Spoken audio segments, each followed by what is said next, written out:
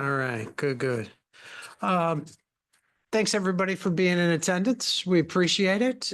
Just to give you a little bit of an idea of those who haven't been in attendance, I see a lot of familiar faces, so that's good. But we follow the agenda basically as we go through each of the petitions. There'll be a moment in the beginning for public comments. These are related to general comments that aren't on the agenda item. And then we also have times when we go through each agenda, there'll be time for commission members to discuss with staff, and then there'll be a time for the petitioner to come up, and then there'll be a time for public comments related to that agenda item. We do ask that the public comments, regardless if it's a general or for an item on the agenda, be no more than 3 minutes to be respectful of everybody's time and to make sure everybody's opinion gets heard. So we do ask you to be as concise and short as possible. It'd be appreciated, especially since we have a long agenda tonight. Okay. All right. Carlos, did I miss anything? Well, we do have some attendees online, so I do want to just make a comment to those online.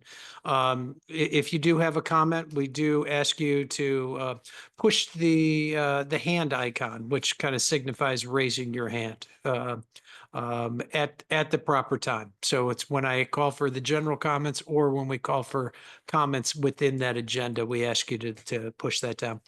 You'll be brought onto the panel at that time.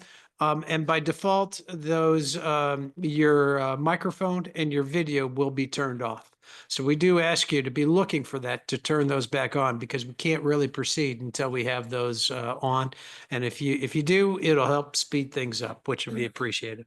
All right, Carlos, did I miss anything? No, sir. I believe you have everything covered. All right, good. So at this point in time, we'll ask if there's any general comments or general public comments. Yes, ma'am. And I'm not sure if I said it, but please state your name and address for the record and turn the microphone on. Yes. Christina Hansen, the 800 block of North Price Road. When the Aldi was approved, which is now open, were any limitations given to them on the hours that trucks could be unloaded, causing noise in the neighborhood of racks banging against the metal tractor trailer and what sounds like stuff being thrown into dumpsters? The trucks are being unloaded at 10:30 at night. I know that for construction building permits, our hours are 7 to 7. Unless there's a heat advisory, then they can start at 6:30 in the morning. But obviously they're not under construction anymore, but there is a concern of neighbors of walking outside of our house at 10:30 at night to hear metal banging on metal and what sounds like, I haven't witnessed, but stuff being thrown into big dumpsters, causing noise disruption to the neighbors right around Aldi. Not just the apartments, but we live almost down to Villa, which is about 2 blocks away, and can hear them very loud. Carlos, if I remember correctly, there were some time restrictions. I believe that was discussed. Do you remember? Not through the commission, but I have to check with the developers agreement that was authorized through the council. Yeah. Okay. And I don't recall, and I'm not sure the liaison would recall, but it's something we'd have to take a look up. Yeah, I would say that I believe something with limitations of delivery times. Yeah. You know, we also decided to have the delivery area going down to where it would eliminate the noise, but I think it would be good to just go ahead and look at it. Yeah. And I'm writing down the matter of concern as well. Can you please leave some contact information so we can get back to you? She has it. Thank you. She does? All right. I'm Mrs. Bill. She knows. Thank you. It's okay. You can get through Bill. It's fine. Yeah. We've discussed it many times walking the dogs at night. Thank you. Thank you very much. Appreciate your comment. Anyone else have a general public comment? Go ahead, sir.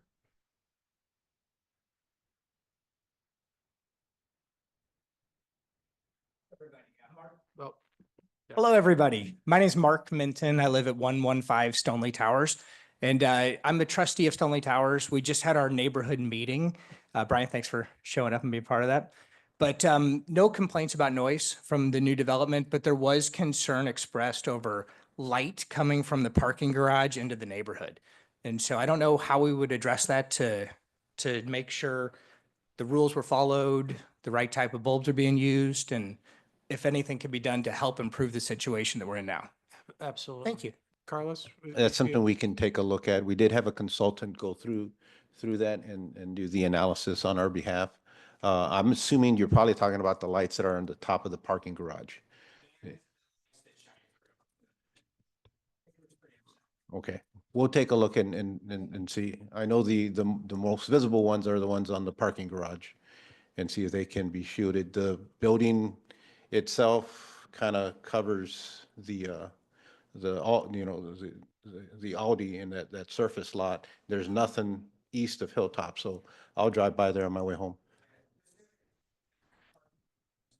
And that's the one I had asked. Okay, so okay. Since you weren't on the mic, I'm just gonna, for the record, basically say that it was related to the parking garage lights. And then the only other question I have is, you said that there was one resident in particular. Is there an address where, you know, if you look from their point of view, that angle, that it's stronger? And that will be emailed. Okay, great, great. Thank you. Anyone else in the audience have any public comments? Chairman, if maybe yeah. there's a couple of public announcements I'd like to make, if it's the opportunities best in Yeah. the beginning, being that we have more of an ample crowd on a lot of the applicants. You have 3 minutes. All right, yeah, I think I can do this, sir. I just want to inform the public and a lot of the developers that are in that the city will be pursuing to adopt the 2021 International Code Council building codes at the beginning of July 1, 2025. A lot of our peer cities have already adopted these codes. We're currently under the 2015. And there we had been waiting for St. Louis County to kind of move on this, but at this point, I think it's imperative for the city to, you know, our codes are over 6 years old and there shouldn't be any older than 4.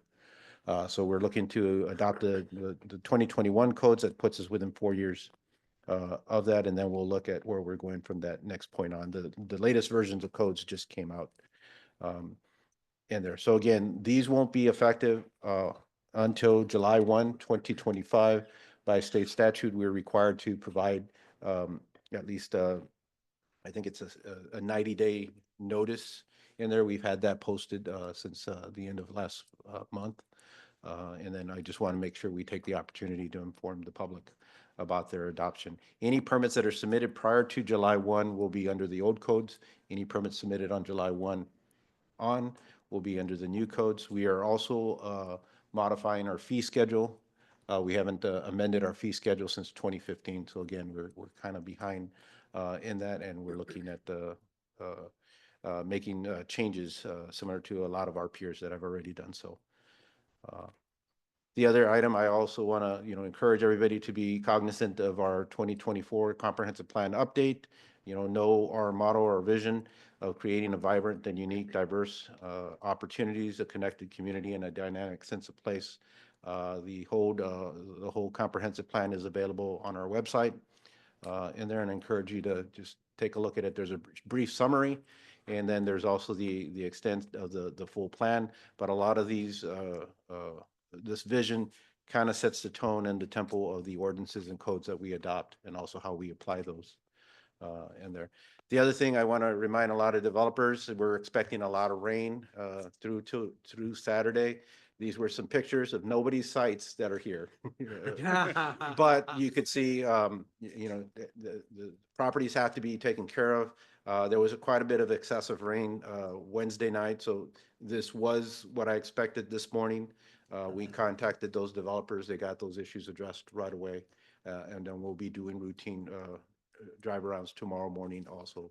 But I mean, we appreciate it if you can check those up in advance and not wait for our call or a neighbor to bring it to our attention.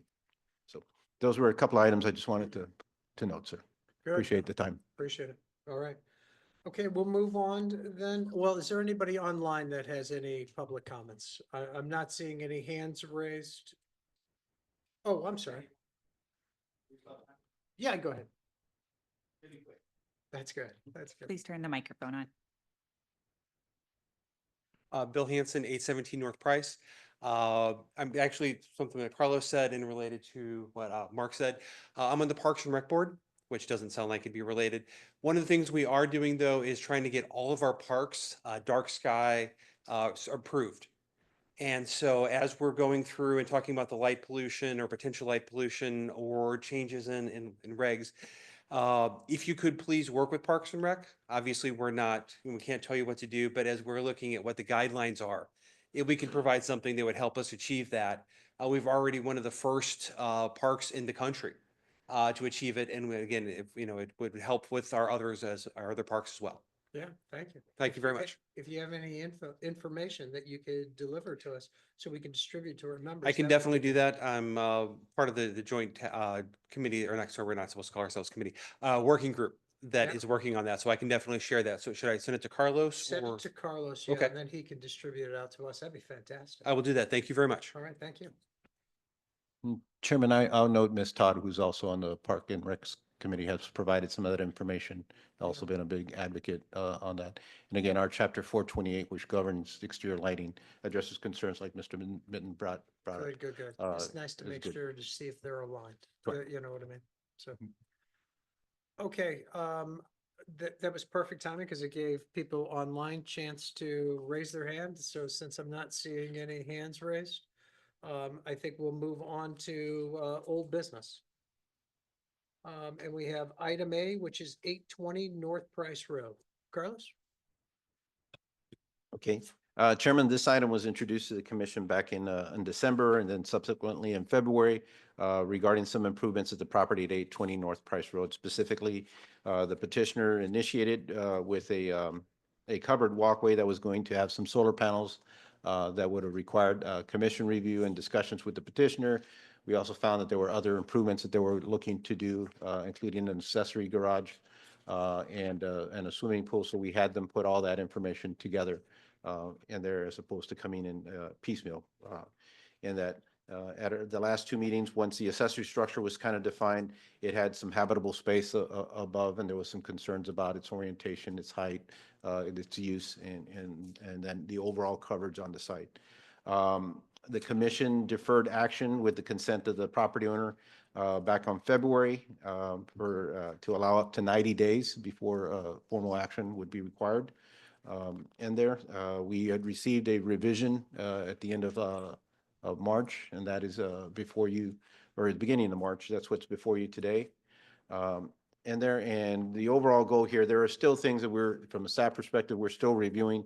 We're not requesting the commission to take action, but to get some general feedback from the commission because they will have to get some civil engineering done. Some of that work already has been put in place. I believe they were exchanging emails today and there, but we'll have those reviewed and analyzed and set ready for the next commission meeting. My goal would be just to get some general direction on there. The garage itself has been reoriented. Instead of facing north to south, it's now facing east to west.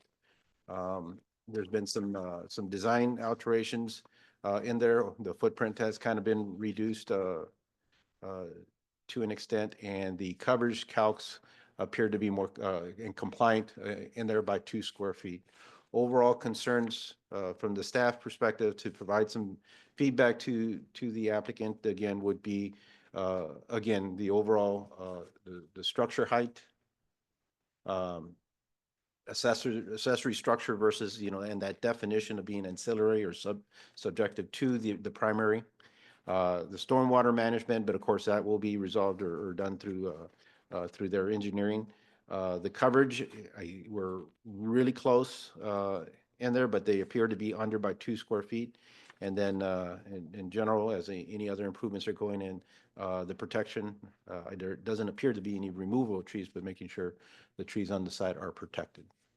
So you have the revisions before you. I will go over some of those plans here in there so the public has an opportunity to view the set here.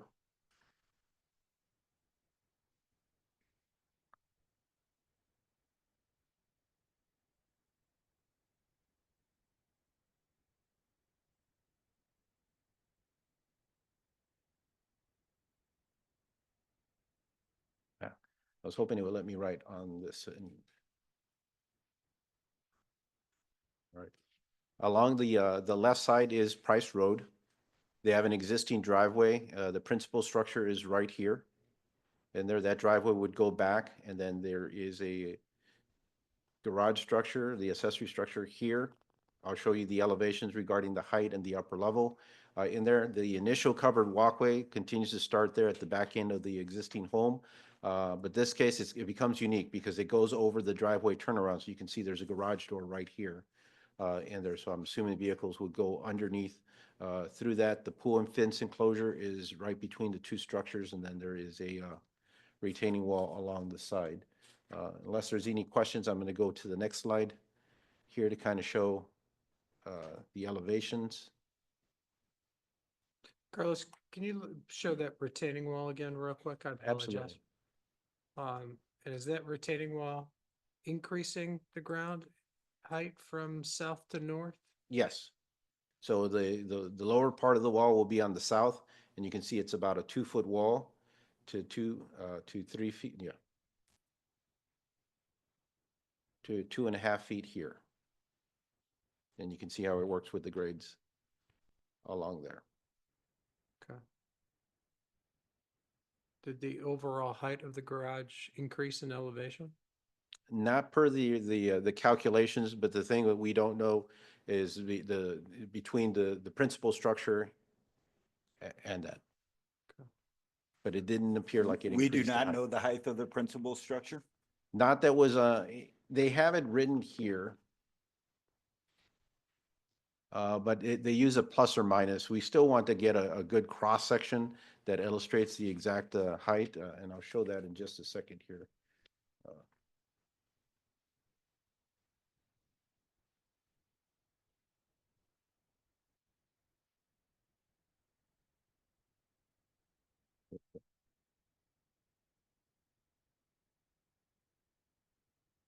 You can tell on the architect's notes here, the existing house height is at 20 plus or minus 25 feet.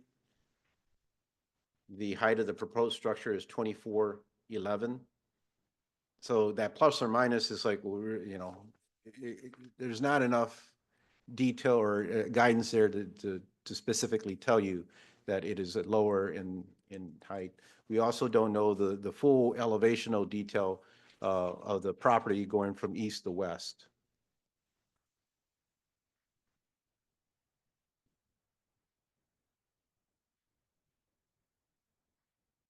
But they did take out, and you'll see there are no longer, I apologize, I always use the wrong term.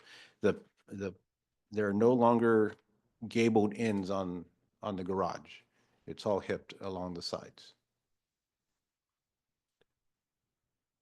The If you- upper right says south elevation, but is that? Yeah, east? these elevation names are Thank you. off, and That that's was- part of the review. It was really bothering me. Yeah. Okay. Yeah, So this would be your west elevation facing Price. This would be the back. Okay. Is it under the walkway then, I guess, I mean, it seems like a lot, if you go back to the, like, there's a proposed driveway, there's a covered walkway, there's a lot of concrete still there between the pool and the covered walkway. I guess that's just deck for the pool. The pool deck, and I'm gonna go back here, 1 second here. Oh, He okay. gives a nice diagram here.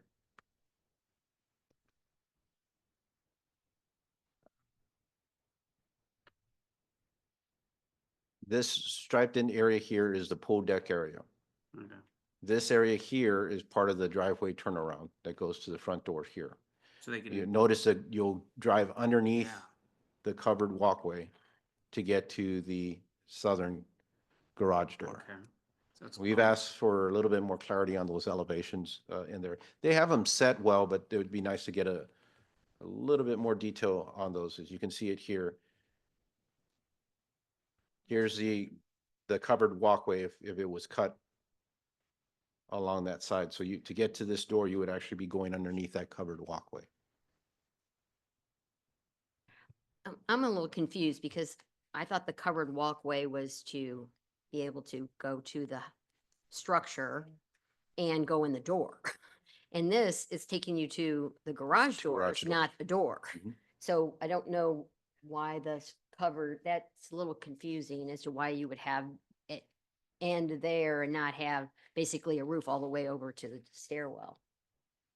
It's mean- something we'll talk, because here the garage door, the pedestrian entrance is now here off to the side. There is a roof cover that we're along here from the upper level. And then when you get in through here, it's pretty much when you're coming out of the garage doors themselves that you would be under that covered walkway. Now, along that front, you can see there is a roof cover over the garage doors.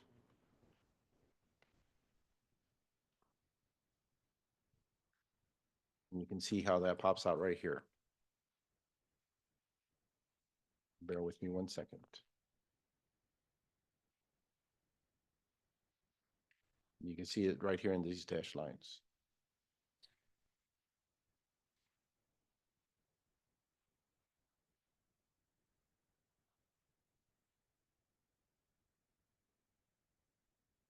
But you're right, from this point of the pedestrian door to the point of the overhang, it is open. And then, of course, there is still the upper level. You could see, when you look at the upper level, you could see kind of the roof structure a little bit better. Unfortunately, when I scroll over, it's so close to the edge that it jumps over. So bear with me 1 second. So underneath here would be the garage area. Up here, you would have a stairway to go up to an entry level, and then here you would have a habitable area, living area above the garage. And then you can see the roof. This is all roof here and all roof here, kind of in a T shape. I mean, it flipped orientation, right? Yes. Did we, I mean, we can ask a little bit, I'm just curious why. What was the reason given? I mean, it's their prerogative, I guess. I'm just curious. The petitioners here, I think they'll address it based on Okay. the comments from the previous meeting. One of the items being addressed. And I'm sure you have it in here. I just haven't looked at it. Total square footage of the facility, of the accessory structure versus the primary? 969 square feet on as a footprint, that is. As a footprint. And then you do have the upper level. And then the upper level, if you looked at it as what is available, I think it's in the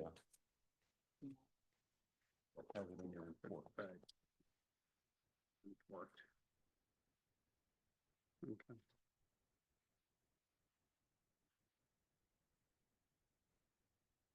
At 1270, 969, okay.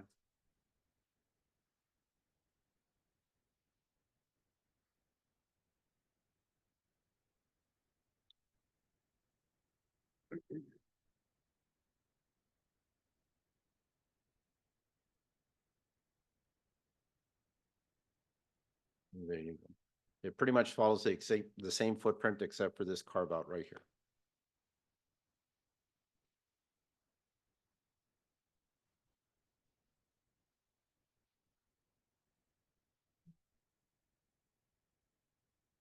Any other things that you want to go over? Those are the things, make sure that there's clarity to what the commission understands the plans. We're trying to get those, and give them some guidance to work on, making them a little bit clearer, in that. Well, I think this is a good time for us to bring the petitioner up so he can kind of walk through how we got to this. Good evening. Great to see you all again. My name is Ilya Edelman. I'm at 820 North Price Road. So I heard some questions asked, so I'm going to try to address all of those in terms of the new design and why these decisions were made. Primarily, they were driven by two factors. One was the regulations that required a certain percentage of site coverage, and the other was some of the concerns brought up by our neighbors, which we really wanted to make sure to address. I think, as Carlos mentioned, we are now under the total site coverage requirement, so we've addressed that.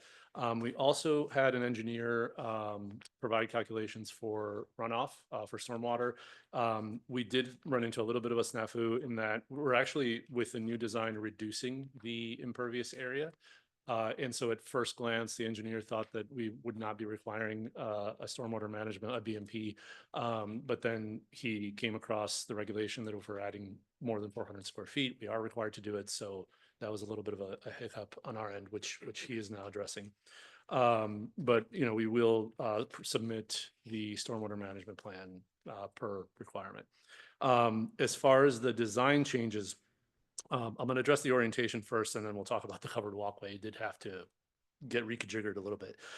So one of the main concerns that was brought up at the last meeting by our neighbors was the orientation of the building and how the long side of the building was facing their property. So we went back to the drawing board and redrew everything in order to flip the orientation 90 degrees to address that concern.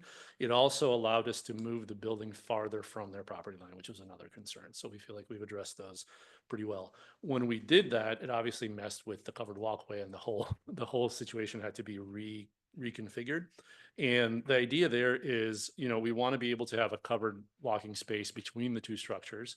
Obviously, previously we had that going to a man door between the two garage doors, but we've shrunk the footprint a little bit and changed the location of that man door in order to accommodate this new layout. So now the idea is you can walk to the garage, you can walk inside the garage, and then the man door is moved to a spot under the main roof so that you can be, out of the rain your entire route from one structure to the other. So you would walk into the garage and then you would come out of the man door on the side under the main roof and be able to go up those stairs to get to the living space. So I think that addresses all the questions that I heard. But obviously, if you guys have any other questions, please let me know. Go ahead. Or go ahead. Richard.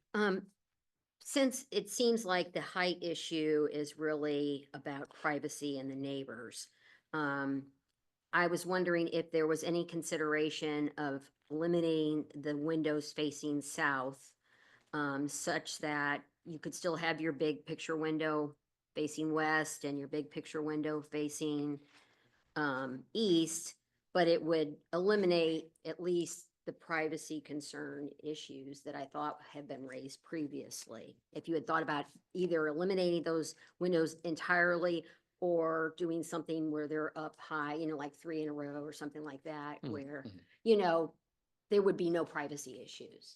I was just wondering if you Yeah. had considered that, since there are big windows on the east and west side Sure. proposed. And we can look at that. I will bring up, these are, we're in a really pretty densely residential area. So, I know it's hard. but we can certainly think about that. I did forget one other thing, and that is the height of the structure. So we do call that out on page A2 pretty specifically.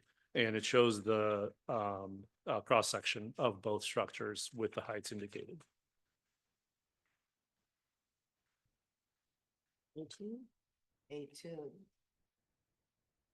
So this was submitted earlier today. I'm not sure if it made it into your materials. I do have a copy Now here. we have is the floor plan. Okay, I do have a copy here that I can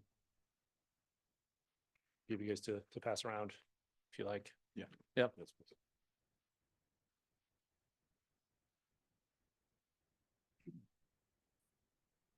So the set that you have there was submitted in response to Carlos's feedback, which we received yesterday afternoon. So the feedback asked for some cross sections, street view, things like that. We submitted a majority of that this afternoon. Obviously, the water retention plan is going to take a little more time, but yeah.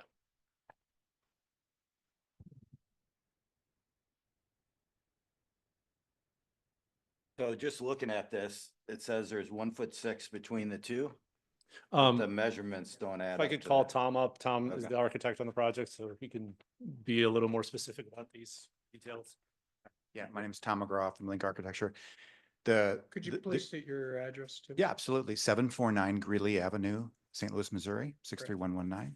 Thank And yeah, the two buildings, sorry, the garage is roughly closer to 4 to 6 inches shorter than the house, but it is also set down about 18 inches, getting closer to that 1'10". Okay. I actually rounded, it was closer to 2 foot. I just knocked the dimension down just so that we knew we were safe. So in reality, if you're standing there, it is about 1'10" below. But if you were to measure from the foundation to the peak, it's only about 4 to 6 inches less.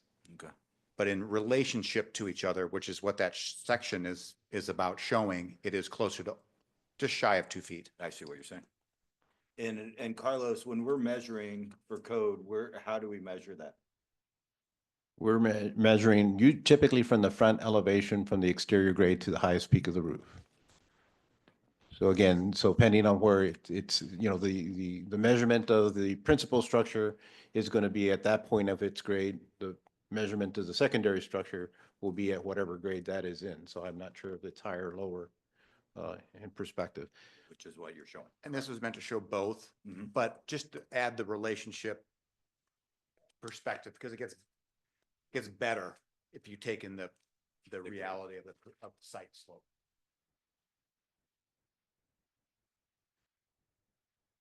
Okay, any other further question? Go ahead, Tim.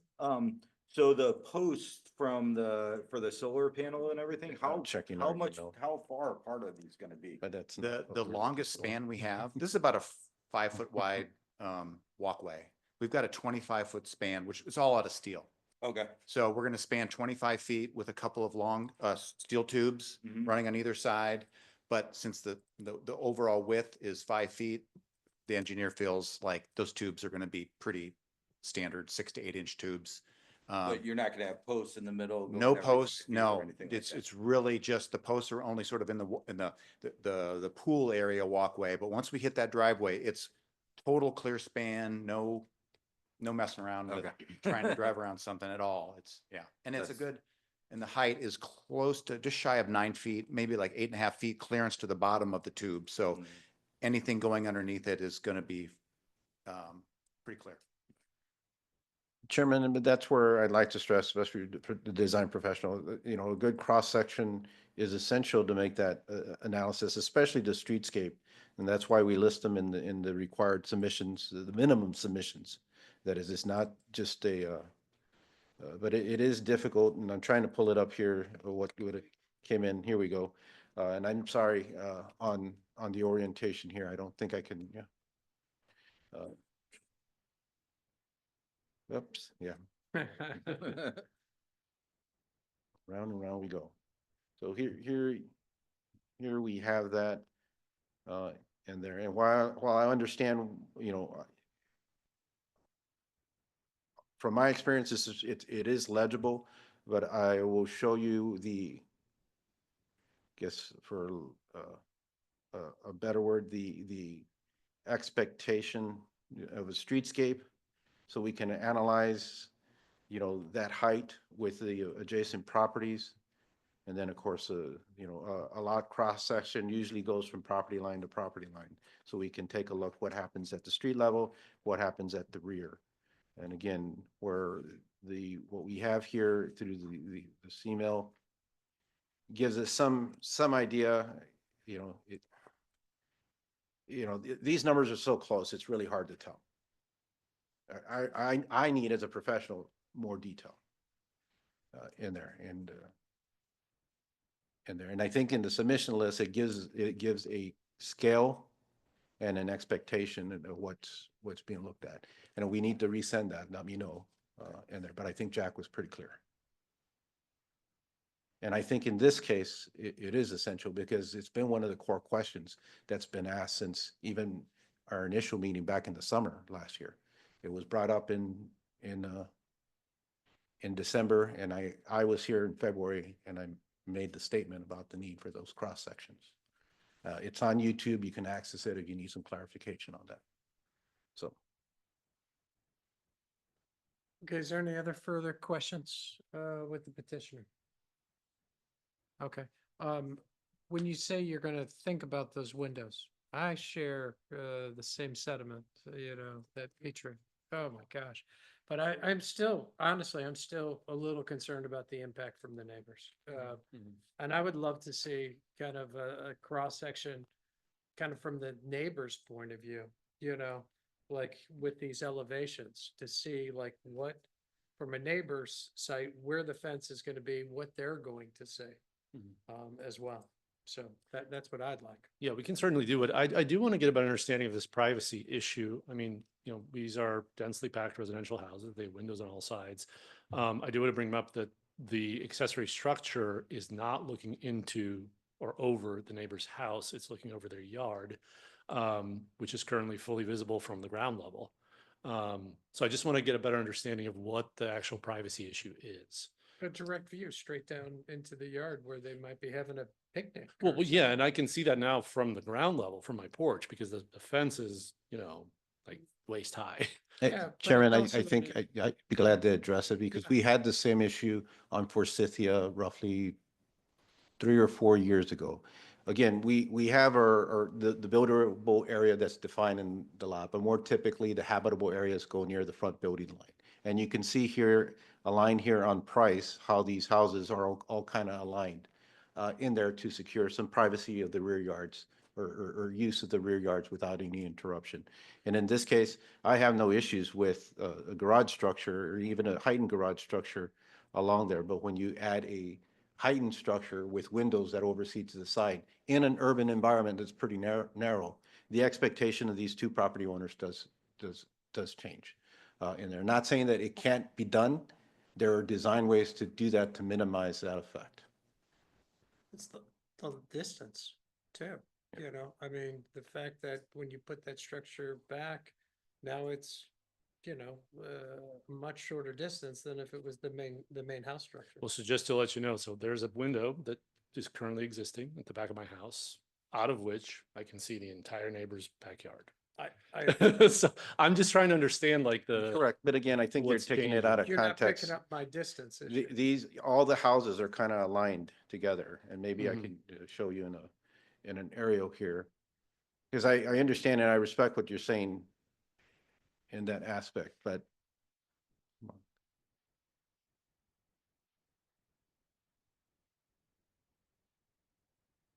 everybody's experience is the same as you're along here. We had a situation here, and unfortunately, yeah, here the house has been updated. They wanted to put this house back here so they can have a big view of everybody's backyard. And there was a lot of concerns, not about the house, but the loss of some privacy within their defined rear yard areas in there. And that's what we're trying to avoid. And again, in this case, we didn't bring the house all the way to the front in there, but they did take some design considerations to minimize, you know, let's say whether it's window sizes or ways to curtail some of the bigger views on there. I think you have a nice design in there, but when you have the size of these windows that are almost from ceiling, you know, floor to ceiling, 5 feet, 8 feet from the neighboring property, you know, this one's recessed. I could see there, you know, there's been an attempt to push that back. It's over cover. Here is at a corner. I can understand the role for natural light, and I think that's good for sustainability in there. But you have a row of 3 here, so you have 5 windows all at this corner in there. I think the commission's kind of looking at it as like, you know, that's So quite a bit. Talking about my privacy or their, because the I windows think it's a are little bit of into both. my residence, right? But I hear what you're saying. I just, you know, given the current sight lines, I don't see much of a I change. think one of the change, I mean, I think it'd be both privacy, but because you're building and be imposing on theirs, but one way to think about it too is someone in that window could look back at the house where your current thing, you're looking out the yard, but that could look back at the back of their house through a window possibly or something like that. That's how I would look at it, as somebody can Yeah. now see into my house that wasn't able to see it before. I recognize it's dense, but Yeah, it's and there's introducing new things. there's a window right now on the south side of my kitchen that looks directly. Oh, and onto their to house. that point, they're all lined up right there. You're absolutely right. It's dense and everyone's lining up in the same area as No, I'm as saying it's Carla not said. lined up. It looks onto their porch and the backside But I of think, their yeah, house. but we're introducing something new. So I think we're just trying to be Okay. cognizant of new things we're entering versus because if someone's building a house, if your house was torn down and you're building a new house, you're gonna have windows back, look out at them. They're gonna have windows that look at you. It's unavoidable. It's a house right there. Right. I think my concern definitely is still the two-story. And we addressed that and we started addressing that about accessory structures. And I think the difference here is you're putting a garage and a building up on a two-story where the other house is just barely above that. And I think the percentages should be, and I don't know how to do this, but there should be a percentage that it should be less than that percentage, whether 20%, whatever we come up with, that should be really a parent house. And then that should be the sibling. And this is not showing that in my mind. Yeah, and I do want to bring up to that point that there is a property on Watsonia Court that was approved in the past 3 to 5 years that has a very similar design structure and very similar proportions. We also talked about the impact to the neighbors when that was going on, and that was a I don't big, remember that. Can you pull that up, Carlos, what he's talking about? I've got actual address. It's down by the logo school. 9044, 9044 Watsonia Court. Bear with me 1 second. So here's the structure here. Isn't this what we looked at? Now, what's going to happen here is that Google hasn't updated the streetscape, but I should be able to get you a 3-dimensional image. Bear with me 1 second. Because here's the older house. And you can see the grade drop right around here, and it's got a walkout basement here. So that walkout and then the first level equals the 2 stories of the detached structure in there. Now, if this should work and it goes in there, then you can see the structure right there.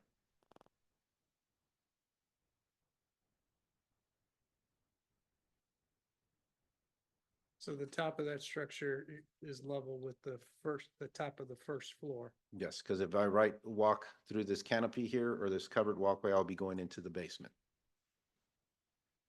And is that a two-story house? This one right here, yes, you can see the garage doors right there. Yeah. Oh, the house itself? Yes. Yeah, there's a living space integrated into, well, no, I think it's got a full floor. Bear with me 1 second.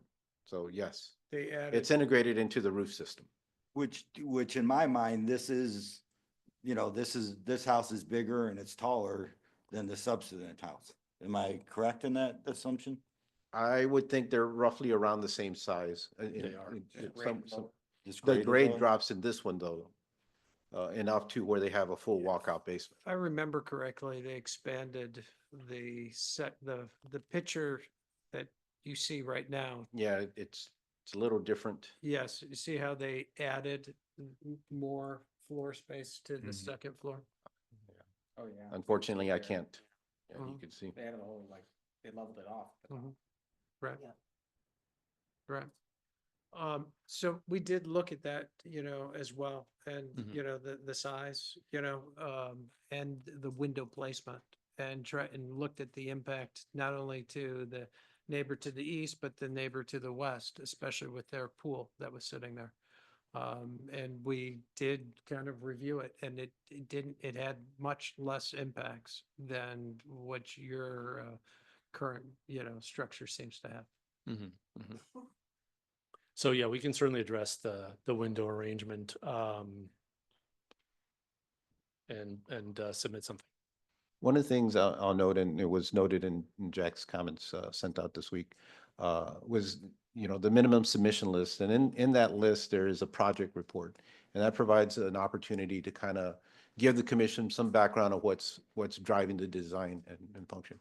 And I think it would be interesting. I don't think you need to go through it today in there, but it would be good to know for the commission is what prohibits the improvements, adding more livable area, adding the garage to the existing structure. And it could be solely a design preference, or is there something about this structure that the commission should know that kind of limits, just doing an addition? Mhm, I mean, you chose that for a specific reason, and I would assume that there is. and something that we really don't know yet.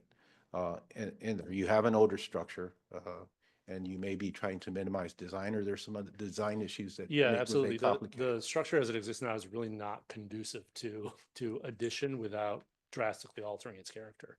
It's a 125-year-old house. And so we wanted to leave it as is, and we feel like the layout that we presented is aesthetically pleasing, it's functionally sound, it's the design, like you mentioned earlier, it's a good design. It really maximizes the use of a pretty minimal space. And we brought it even closer. And that's been the design language for the entire house. And, without going into too much detail, we used every nook and cranny of the house without tearing it apart. And that's kind of what we're continuing to do with the exterior. Did you consider making it a one level? So making it a one level would take up a disproportionate amount of the footprint. There wouldn't be a way to do that and incorporate a garage into the structure. What's gonna be, I see a two-car garage. Mhm. What's gonna be the space on the south side? I do woodworking. That is where my woodworking tools are going. Yep.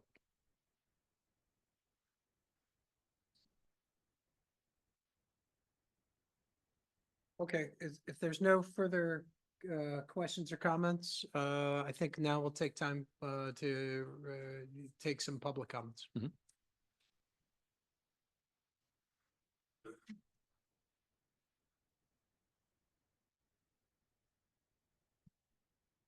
Hello, my name is Kate Pashon-Hellman, and I live at 800 North Price Road, directly south of 820 North Price. I am grateful that Mr. Edelman took some of my concerns into account by shifting the orientation of the garage and moving the garage further away from our property line, and making it slightly smaller. However, my biggest concerns from the beginning of this have been about the size and the scale of the proposed building. I do not think that the commission should allow two-story accessory structures, especially structures that are this large. I do not think that the commission should approve accessory structures that are larger in total square footage than the primary residence. Approving this building could establish a precedent for future large accessory structures, potentially resulting in negative impacts down the line and impacting the overall aesthetic of Olivet. 820 North Price is zoned for single-family residential, where typically only one house per lot is allowed. The proposed structure includes a garage, kitchen, living room, dining room, bedroom, bathroom, essentially another house, not just an accessory structure or guest space. There are several houses in Olivet that are the same size or smaller than the proposed second floor of this building, and I've provided Carlos with such a list of houses in Olivet. The community design guidelines on page 24 and in Olivet's code section 400.020 state that accessory structures should not, quote, overwhelm or compete with the principal structure in size, use, or form, and that accessory structures must be, quote, subordinate in area, extent, or purpose to the principal building or principal use served, end quotes. This building does not meet the standards for accessory structures. It is not subordinate in area and extent to the principal structure. The total square footage of the building would be 1,850 square feet, which is more than 300 square feet larger than the primary house, which is listed at 1,544 total square feet based on the county assessor. If built, this building would become the dominant feature on the property, overwhelming and competing with the principal structure in both size and form. Finding this to be an accessory structure requires an incredibly strained reading of the code definitions. In fact, under this interpretation, it opens wide nearly any structure that could be considered accessory, regardless of size. I do not think that this building is an acceptable application of the residential code for accessory structures, and I ask the commission to seriously consider rejecting the proposal of a two-story dwelling unit. Thank you. Thank you.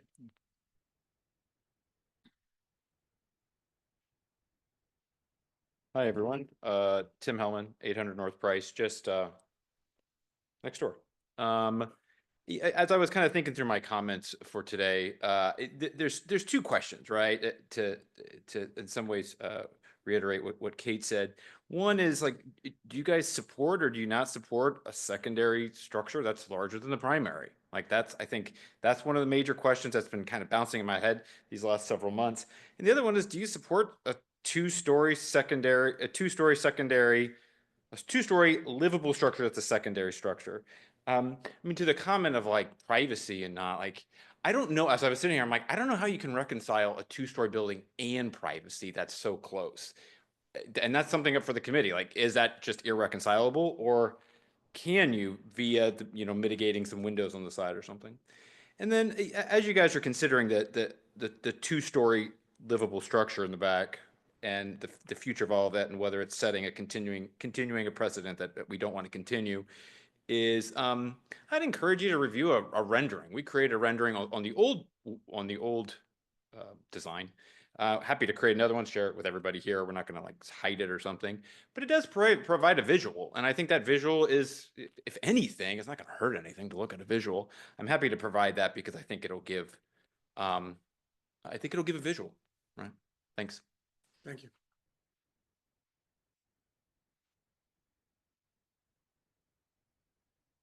Christina Hansen, 800 block of North Price Road. Looking at the design principles that are all of its guidelines, on page 22, the guidelines for additions, garages, projections, principles to design by, I'm sure you all know this, but I'm going to read it for the record.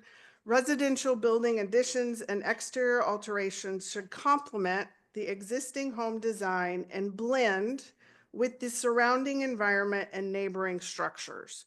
Within a 1-block radius, there are 3 homes of equal or greater age than this home that also have exterior separate garages. They are all 1 story and they are all smaller than the primary dwelling. So this concept does not blend with the surrounding environment and neighboring structures. Also, the roof line and transition. I mean, it's now a tiny bit shorter and we are across the street and we will see it, but driving by, it's going to look as tall as the primary dwelling. Another thing regarding the houses across the street in the previous comments, our windows are only on the front and the back of the house. Now, granted, across the street, our homes were built in the 60s, so not as old as the houses on the east side of Price. But the concept for our neighborhood is windows in the front and back, not on each side. Also on page 23 of the design principles regarding additions upper level, I'm not sure which of these all to take into consideration since this is an addition upper level and a garage. But again, building height is one of the areas listed on our principles for design. Thank you. Thank you.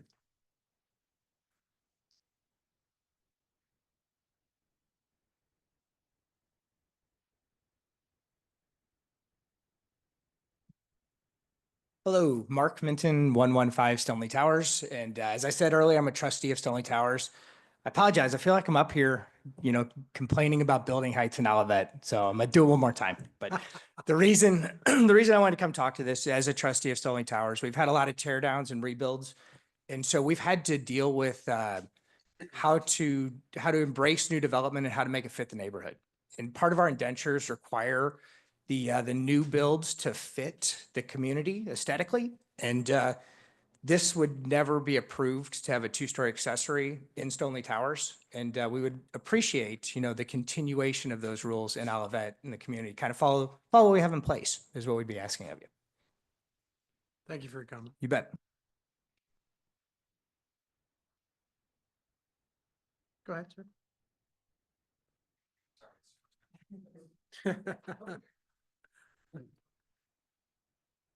Bill Hanson, 817 North Price. First, I do not have a problem with a garage. There used to be a garage there.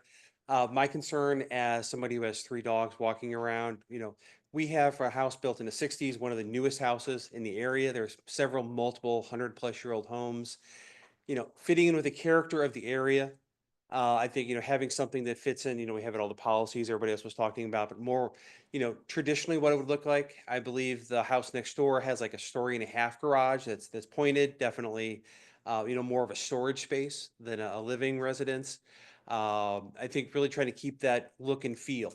That's a very unique part of all of that with all those, older homes, and trying to keep that going, I think would be great. Thank you for your comment. Thank you. Anyone else in the audience? I'm going to allow it. Go ahead.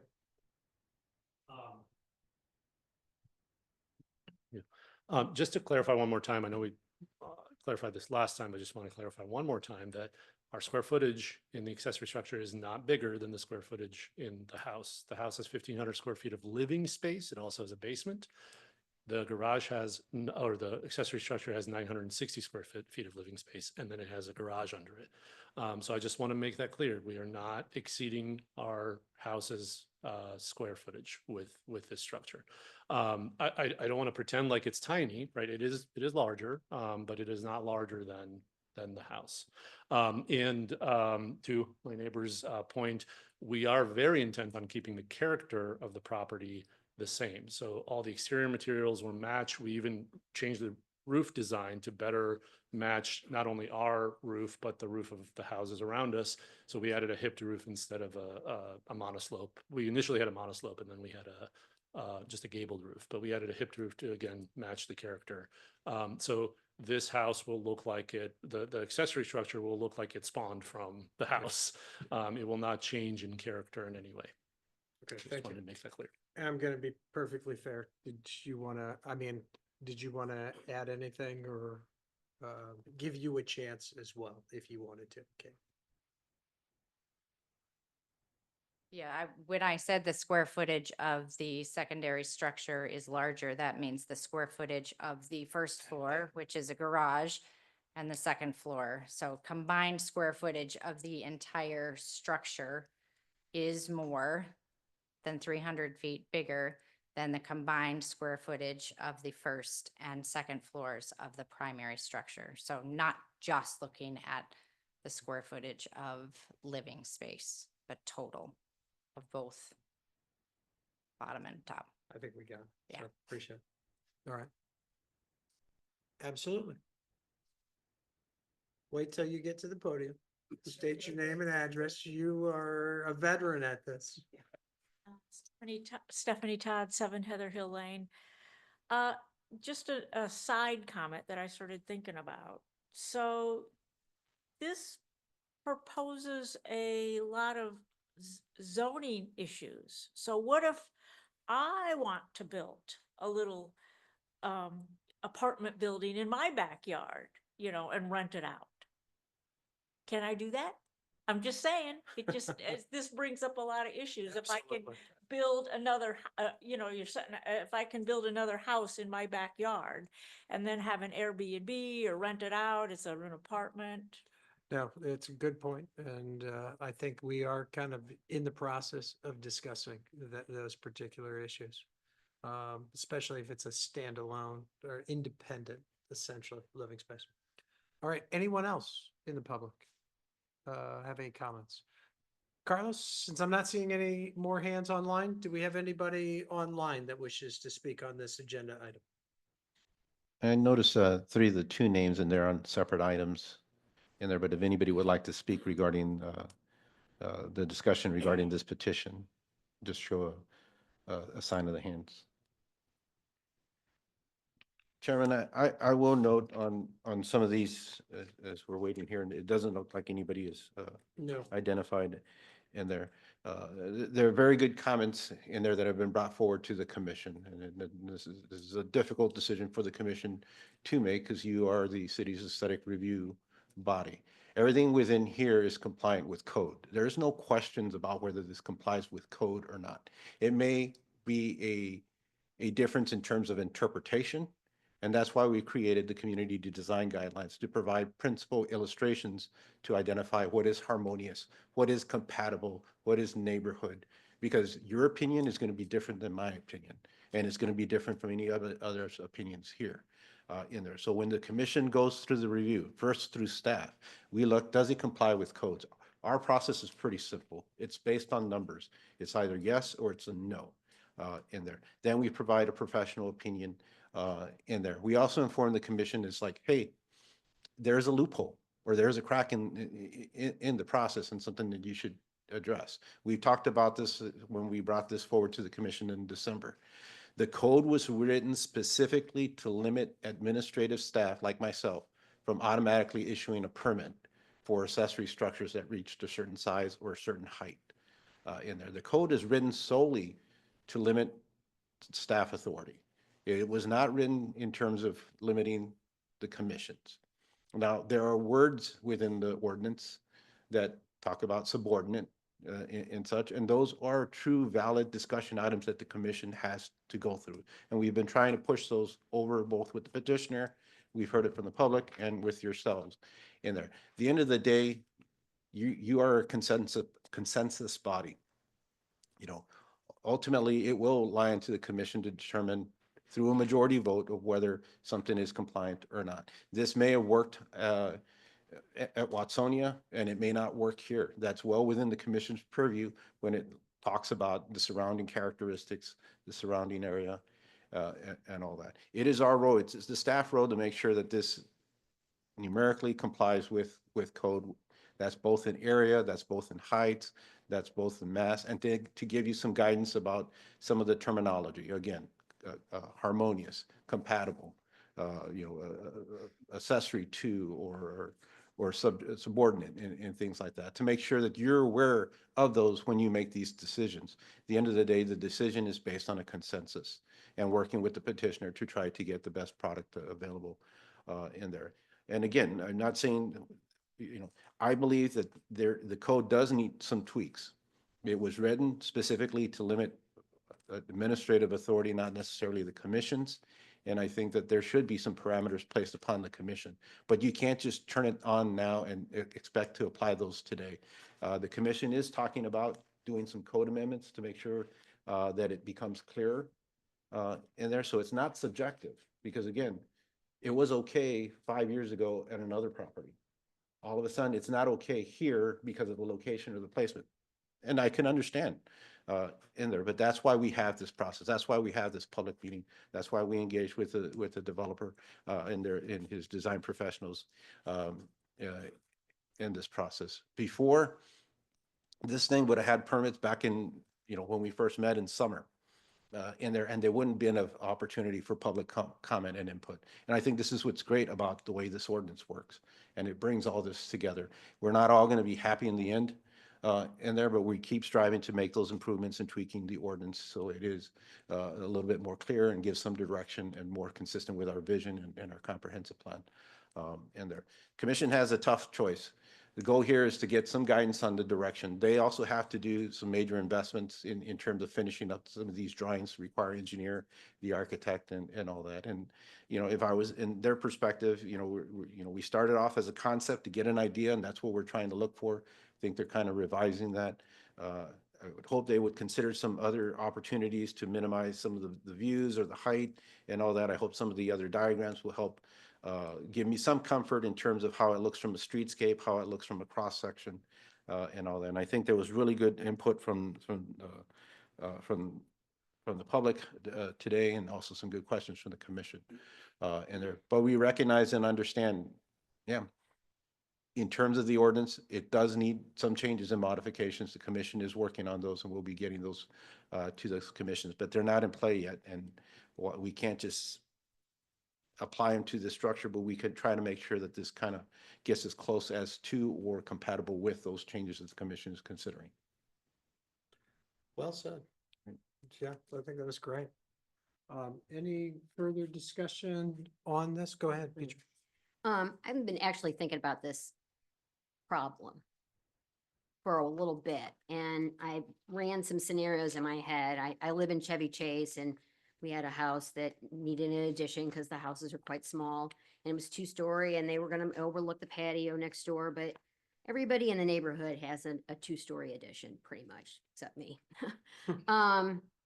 And, you know, if we were looking at an addition to this house being 2-story and extending, you know, as far back as it can within the buildable lot, we could do that. You could tear down the house and build a McMansion right there. And you know why I know that? Because we have 3 other projects tonight that are that. They're in single-family ranch neighborhoods, and they're gonna have big houses next door. So compatibility, I don't know. I just think we need to be more considerate about what we're doing and be consistent, because honestly, consistency is so important. You need to know what we can do and what we can't do. And if we can put a 2-story gigantic house in between 2 little houses and still say that the massing is fine, that doesn't seem right compared to this. This is clearly an accessory structure. You can tell it is because it's got garage doors. Doesn't even have a front door facing the lot.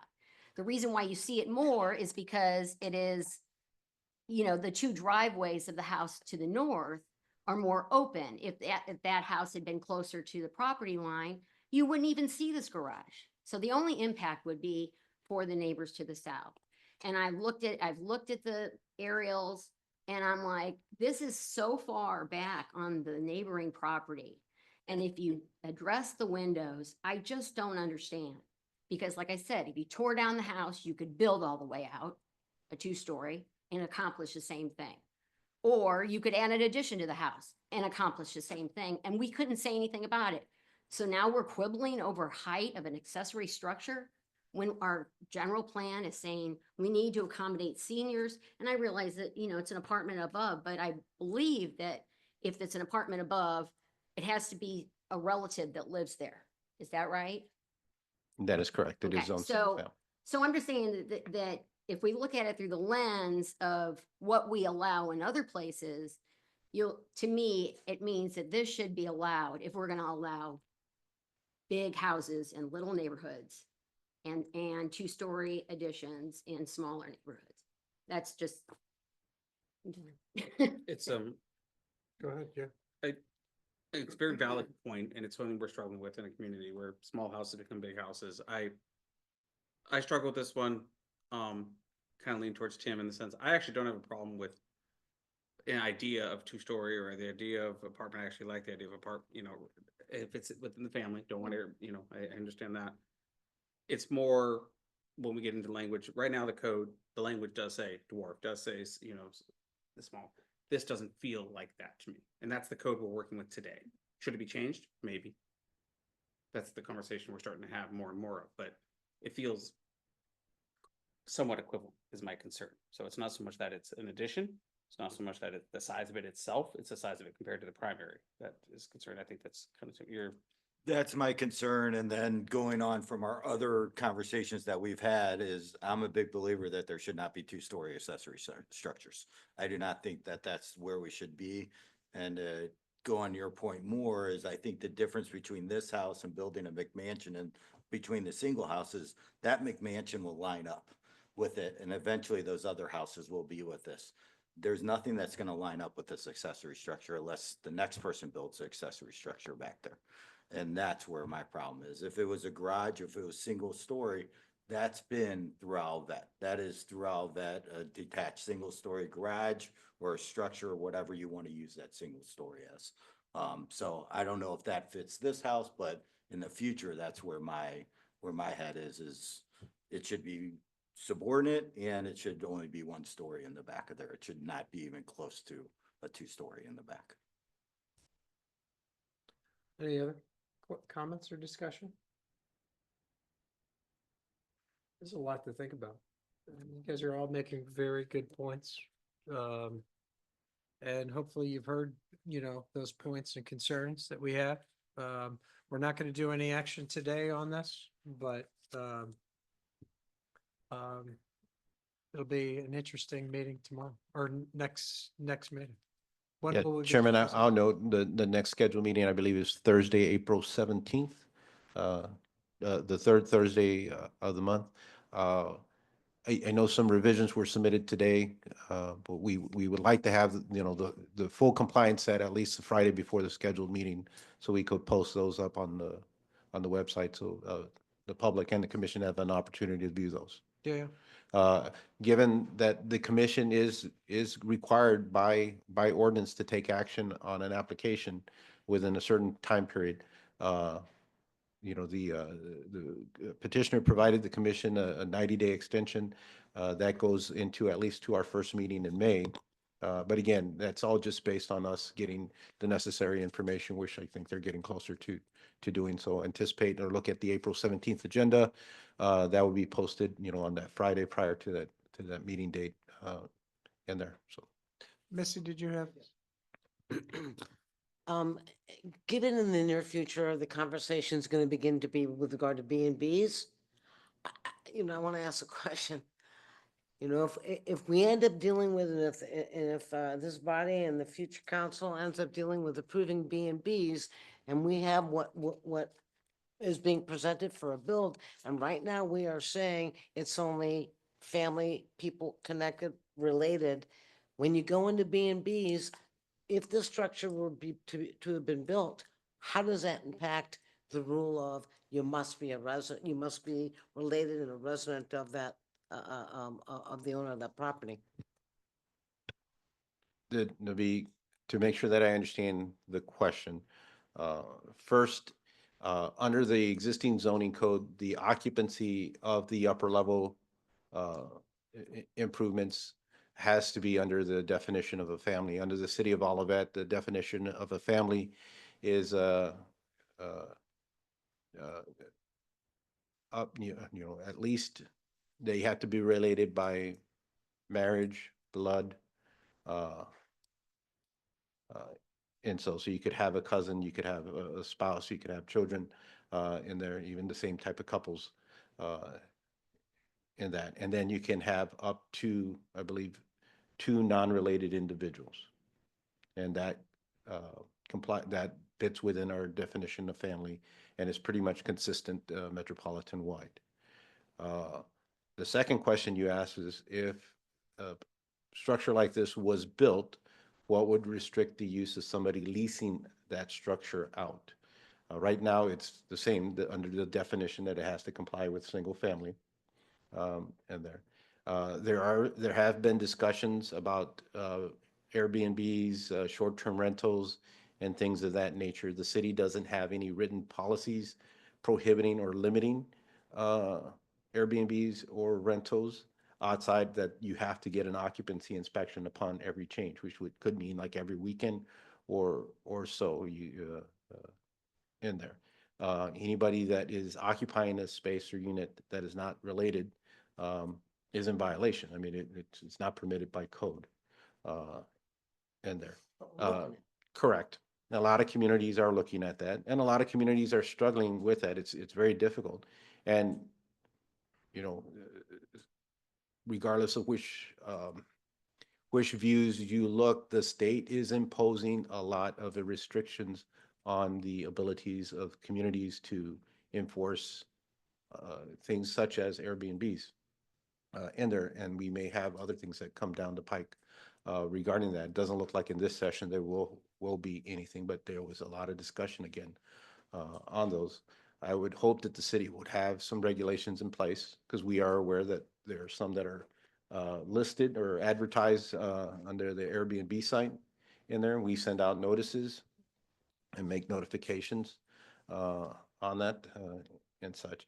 In terms of somebody like just renting it out for a longer term and income, usually the utilities kind of limit that.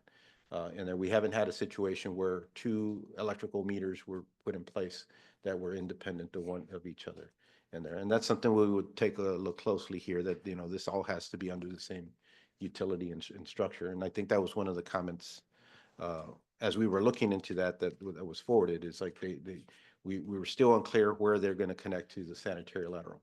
And in this area, there's a unique lateral condition that applies to 4 or 5 of those lots that, when they were built, and of course, they were built back in the, 1900, and there, that makes it a little unique.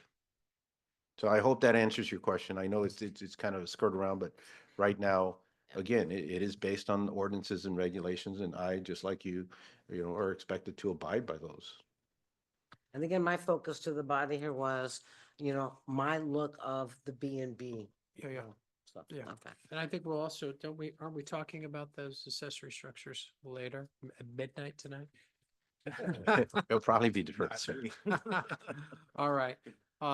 Any further discussion or, with that being said, we'll, move on to the next agenda item. So thanks, everybody, for, your comments and discussion. It was great.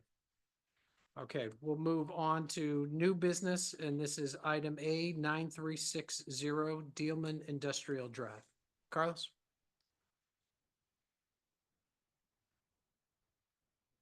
You had to say.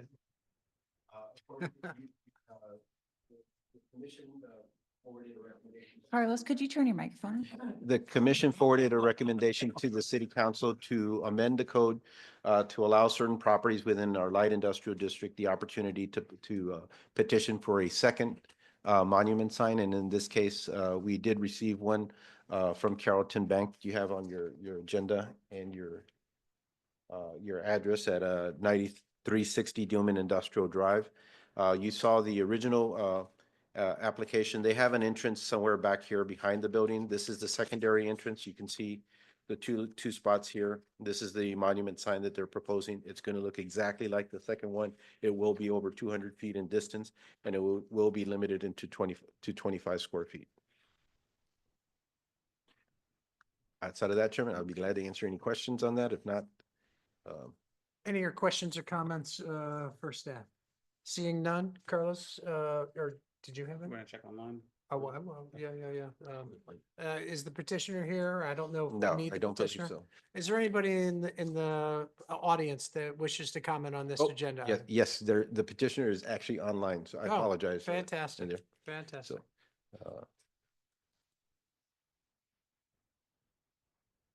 Okay, Mr. Phillips, I'm going to transfer you over to as a panel member, which means we'd appreciate not just to have your volume on, but if you can also have your video. All right,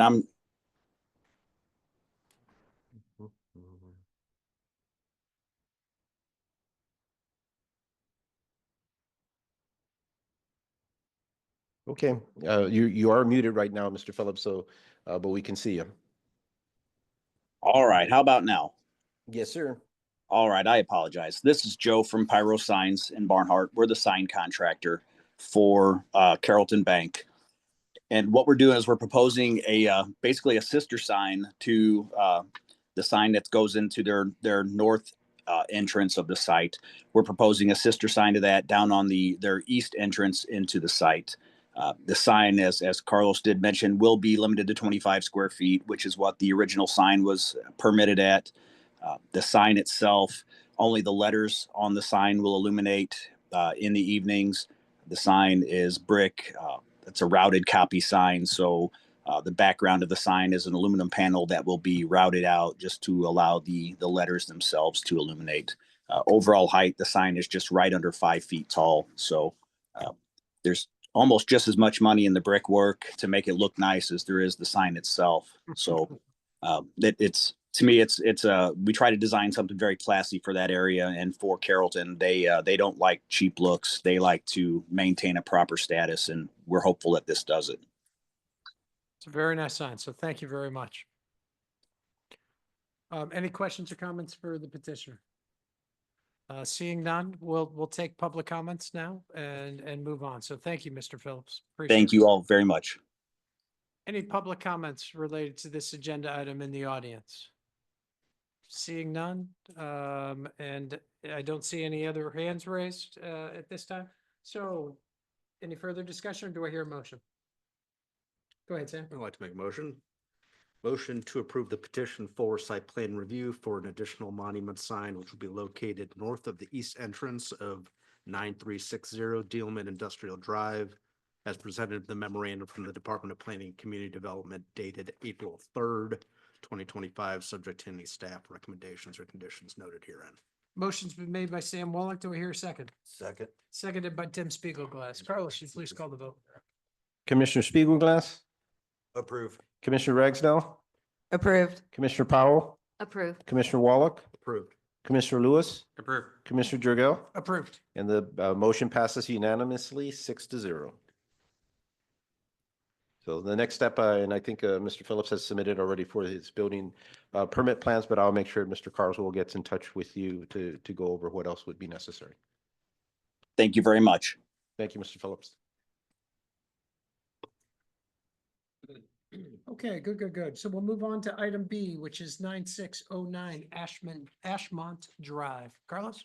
Okay, Chairman, we had a petition to construct a new home at the property address that's 9609 Ashmont Drive. This home, given the lot parameters, is subject to site plan review. All new homes in the city of Olivet have to go through community design review and concept stormwater management review in there. But given the lot depth, and this applies to most of the houses and most of the parcels in Oak Estate, it's also subject to the site plan review, meaning that the commission has a little bit more authority regarding its review to consider impacts not only within the site, but also to the adjacent properties in there. The petition has submitted a proposed two-story home that is in compliance with all the numerical requirements under the SR district, including setbacks, FAR, and site coverage. They have submitted a concept stormwater management plan, which we have been working with our consultant with. That there was no concerns regarding to the sizing, but they had a couple of comments regarding the drainage that are outlined in the report. The one thing we'll note is that we are concerned about the driveway slope. In there right now, it's showing at 15%, and that's pretty high in there. Now, this is a unique lot, and it's probably pretty similar to what was there. But you know, any slope over 8%, we're concerned about the car and its impact into our public street in there. So we'll be looking for means to see if we can try to reduce that, you know, and get as close to 8% or 10 as possible. That will require some work with the Public Works Director. Our goal would be, again, to minimize disruption in our right-of-way. As you get into private property, there are options to consider. The most extreme is, of course, dropping the foundation, but that the top of foundation, but that would be a concern given the grading of this lot in there. But we would work with the petitioner to see if they can come up with other options or means to do so. Then the last thing was regarding materials. You have masonry located on there, but given that how they've integrated the upper level within the roof line, you know, we didn't ask for the exact 50%, but for the most part, from a staff perspective, it's pretty close to that. We'll leave that to the commission to discuss. It's just a guideline to try to maintain 50% masonry along the front elevations in there. Here is proportioned with those windows, and then of course there's that one massing on the right-hand side of the porch that has a full masonry on that plane. And then they did submit a landscape plan. Well, first they submitted an arborist report. Arborist report had identified all the items that we're considering regarding our changes into the code. And they're identifying the sizes and health of the different trees and those that are also to be removed. And then the replacement of those trees, you have that in there. They're going to add 3 additional trees onto the site ground in there. It was interesting too, before the developer even has started to put any fencing on the property. Last week or 2 weeks ago with a big storm, the tree in the front fell right on top of the roof. Oh. And fortunately, Miss, I know the previous owner very well, used to deal with her. She was a trustee with Oak Estates. She had already sold the property and it was vacant, but we called Mr. Weber and he got that address right away and cut, so. The petitioner is here. Again, we have a motion it includes traditional conditions, but then we ask that the petitioner work with us regarding the driveway slope, the stormwater management, and then notes that the landscape plan has been provided. Carlos, was there a concern about the roof material that I see in the staff report? Not necessarily. This is it was Jack being very cognizant of what's being submitted. It just didn't identify what type of roofing they're gonna have on there. Most of them don't unless they're using something unique. But a good question. I appreciate you bringing that up in there and we can have the petitioner address what, if it's asphalt Yeah, shingles yeah. or not. So if there's no questions, or are there any questions for staff? Seeing, Sorry, just a quick one, and you apologies if you addressed it and I missed it, but the amount of masonry from the front, not that I'm usually one who cares, I'm just kind of curious what it was at. It's like a stone. No, percentage, I'm sorry. Oh, I couldn't give you the exact percentage on there when we, and there, it may be something the applicant knows specifically, but we considered it was pretty close to Okay. what. And there, what you see is a lot of the upper level in that volume not having that, and it kind of gives an appearance that that lower front elevation isn't. But I think that there's depth to that upper Yes. part, so it's, yeah. Excuse And it's stone, which looks, in my opinion, it looks nicer than just regular I would agree. brick too as well. Yeah. So I think. No, that I the don't know, upgrade there's a of lot of material- windows, which breaks up the a lot too. Yeah, just curious. okay, any other questions? Seeing none, maybe we can bring the petitioner up.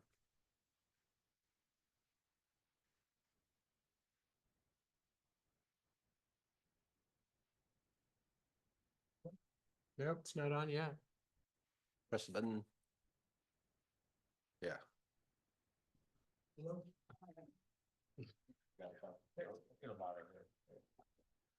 Try making sure it's plugged in the back. Hi. Okay. Hello, my name is Ryan Weber, developer for 9609 Ashmont. Regarding the grade in the driveway, I know hardship's probably a bad word, but it might be something that we'll be discussing on that. But we'll do what we can to address it in the best way we can. Masonry, I don't have the percentage on that, but I can get it to Carlos and pass it along. Drainage issues from the back. I know that there's a little bit of a hole in the backyard, and that's something that we can look at. It's the first I've heard of it so far from the review of the person from Carlos. And then the roofing, we are planning on using shingles consistent with the rest of the neighborhood. Makes sense. So Great. Any questions for the petitioner? Great. Seeing none? thank you. Thank you very much. Appreciate it. Okay, any public comments related to this agenda item? Seeing none in the audience, Carlos, well, let's look online. If anybody in the audience or online has a comment, please, signify by pushing the hand raise button. Give it a little bit of time. Looking at the two names, I know they're here for they're not here specifically for this agenda item. Good, And they may comment about this petition if they would like to, but they're here for item number D, I believe. That helps kind of reassure, so that's good. So seeing no public comments, is there any more discussion? Seeing no more discussion, would anybody like to make a motion? I'll make a motion. Go ahead. Motion to authorize the approval of the petition for site plan, community design and concept stormwater management review for a new single-family home at 9609 Ashmont Drive as presented in the memorandum from the Department of Planning and Community Development dated April 3rd, 2025, subject to any staff conditions noted therein. Motion's been made by Brian Lewis. Do I hear a second? Second. Seconded by Tim Spiegelglass. Carlos, will you please call the vote?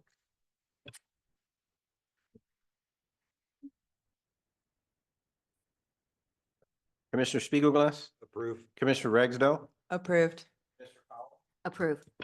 Commissioner Wallach, Approved. Commissioner Lewis, Approve. Commissioner Jurgel. Approved. And I'll let the motion note that the 6 members of the commission unanimously approved the petition. Thank you. All right, we'll now move on to item C, which is 546 White Rose Lane. Carlos? Chairman, here you have a petition application for the construction of a two-story family home in a new subdivision called 595 Dillman Road. That subdivision was approved last year by the commission. There are two lots, single-family lots that will access off of White Rose Lane. This is the first petition application that's being submitted by the developer here, and you have a view of the front elevation along with a full set of plans in there. Primary item staff wants to bring to the commission's attention is stormwater management.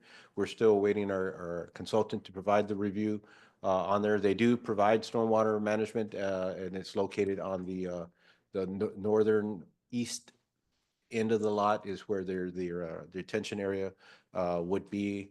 Everything else is in compliant with the subdivision improvement plans that were submitted for this, so we don't anticipate any concerns. And this also went through an MSD review because there was some utilities that were installed as part of this development. The petitioner has provided a tree replacement and landscape plan. Those are within your packets. They have identified the removal of the trees specifically within this lot. Note that there was some clearing that took place on this lot that was part of the subdivision improvements. Now, of those that are left, what we're going to be, how they were going to fit and situate the footprint on the property. There is a lateral that runs along the south property line in here, and you'll see that there. That is not to service these in the oops. Bear with me 1 second here. It is kind of interesting. It doesn't necessarily service the proposed home here, but it actually services the house that's in the back. That's off of 595 Gilman. Apparently, they access their sanitary goes westward towards White Rose, not Dillman, in there. So they have an easement here, but they will also be kind of replacing all that. And that is a slight concern because a lot of the vegetation that's left is kind of along that south property line here. So we'll make sure that they are careful with the removal. It's noted in their arborist report and all that, of being cognizant about the protection fencing and things along that south property line. In there, the petitioner did submit plans to provide some additional trees in lieu for those that are being removed. We would like to see a little bit more landscaping be provided. Where we understand, there's a tree plan, but also there should be some more like defined landscaping. That's something that they can submit during the permitting process in there. And then the last thing we'll bring to the commission's attention is the garage projection. And again, through the guidelines, it states that a garage should not extend more than 15 feet beyond the principal building plane.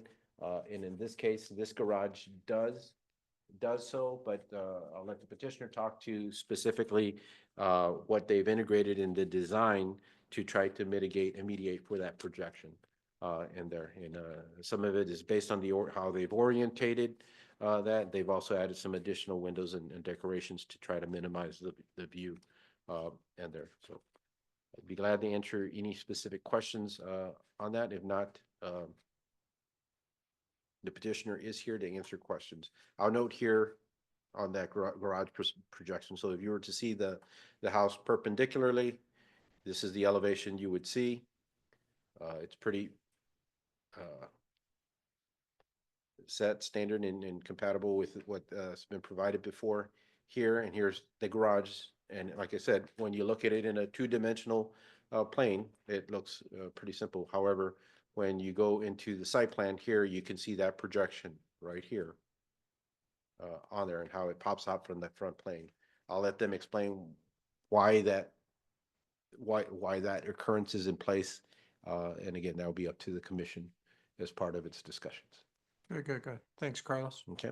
Any questions for Carlos? Seeing none, I think we bring the petitioner up and we can kind of go over this. That'd be great. Hi, my name is Arthur Kotets, 7739 Davis Drive. And regarding the garage, I had a conversation with Carlos. When you look in the house from both streets, I guess it's an L shape, two streets comes down to, you do not see almost the garage doors at all. like the way it's now. And we have like a 3D like picture, you can see it over there now, that like garage door hidden. And due to the shape of the lot, that was probably the best way to place the house. Otherwise, if we would have made the garage door entry from the side, they would be very visible from the White Rose. When you were approaching downhill from the White Rose, you would have garage doors on the right side. The way it's now, you have to almost go around through the cul-de-sac, like the cul-de-sac that we're creating to get to the garage doors. And it's also minimizing as well the coverage of the lot. Because if the garages would have been on the right side, would be more concrete surface to get to it as well. That's an awfully large projection. I see what you're saying. But that seems, Yeah, the front of it though.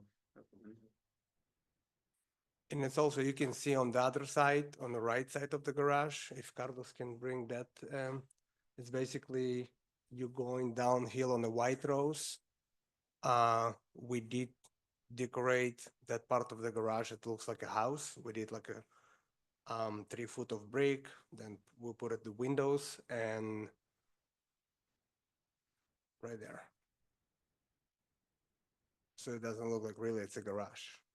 yeah, Otherwise, the other option would have been to put the garage basically on the front of that existing garage, and the garage door would have been visible almost from all the directions. yeah, yeah. Well, Carlos, can we see a picture of us driving down White Rose? Yes, I can get one. Yes, I could get one through Google Street Maps. The one thing I would caution is, you know, of course, it's not going to be updated. But let's take a look here as that gets.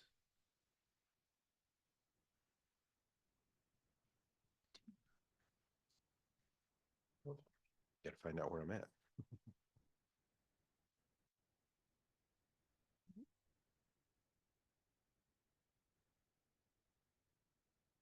All right, bear with me 1 second here.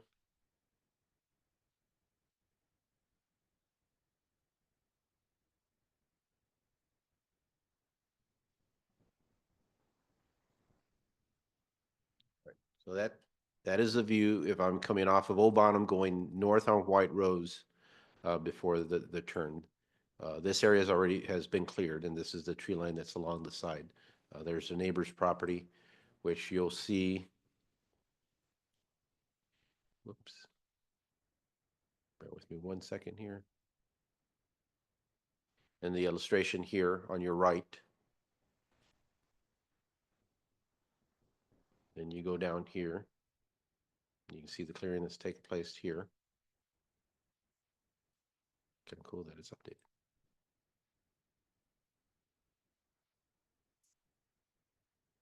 Here's that house that was up on the right. And there, now I'm gonna go. Bear with me. Yes, you're probably not seeing it unless you're coming from the other part of White Rose, I assume, turning around, or I guess that's called Balm Woods. I'm gonna turn back and take a look at that property here. Again, bear with me. All right, Yeah. here we go. Yeah, yeah. Yes. Two pictures, except for this. Mr. Spielglass, is that okay, or is that what Yeah, the yeah, that's perspective what you're I looking just- for? Yes. So you could see where the elevation does drop. So if somebody is coming northbound, I won't answer for the petitioner in there. So that back end of the garage is here. And then the orientation was to try to tilt it a bit so you don't see it directly coming from going eastbound on that. Then I'll go back here. No, it would be going towards Gilman. So that would be, you know, you would be viewing it off of a slight angle in there.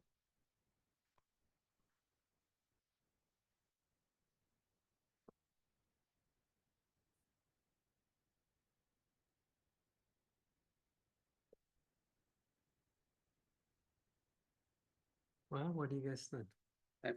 I mean, it's bigger, but I think it's, can you go back to the front view, please, Carlos? Absolutely.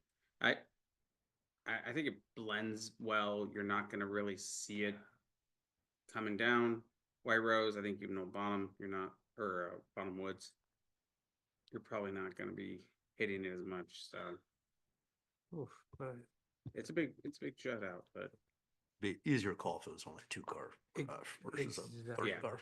exactly. 3-car makes it look almost as long as the primary. Yes. And we've rejected applications for this. Yeah. Yeah.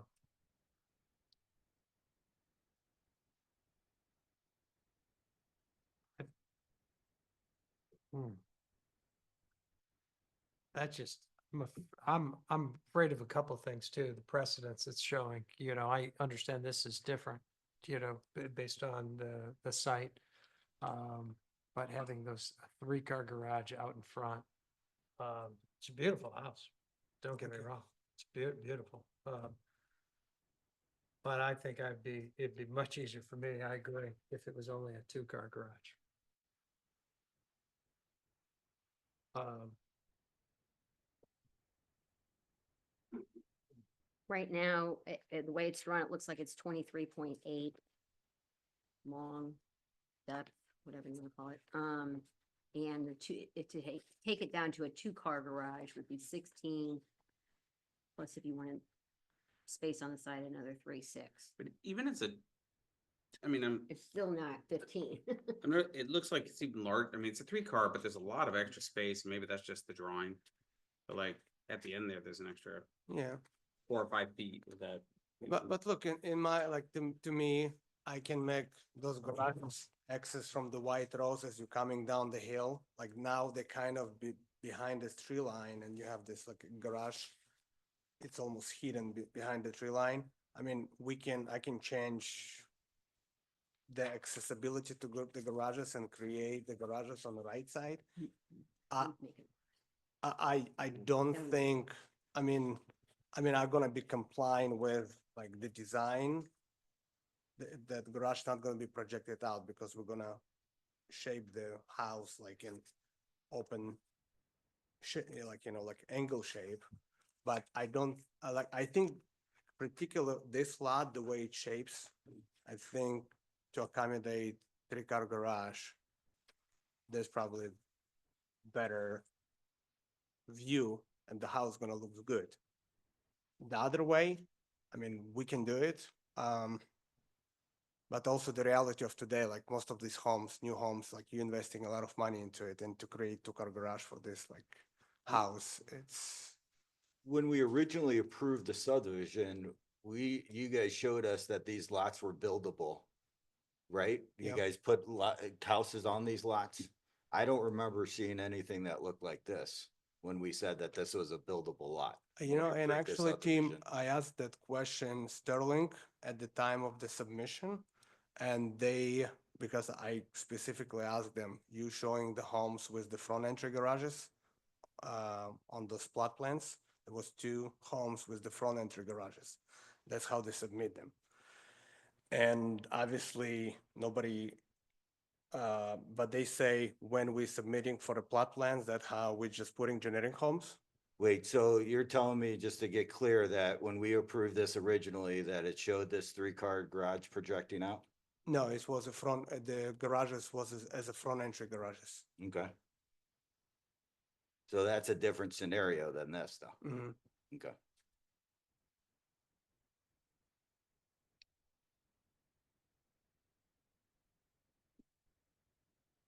I'd almost be curious to see what that original one looked I would like compared. to see that.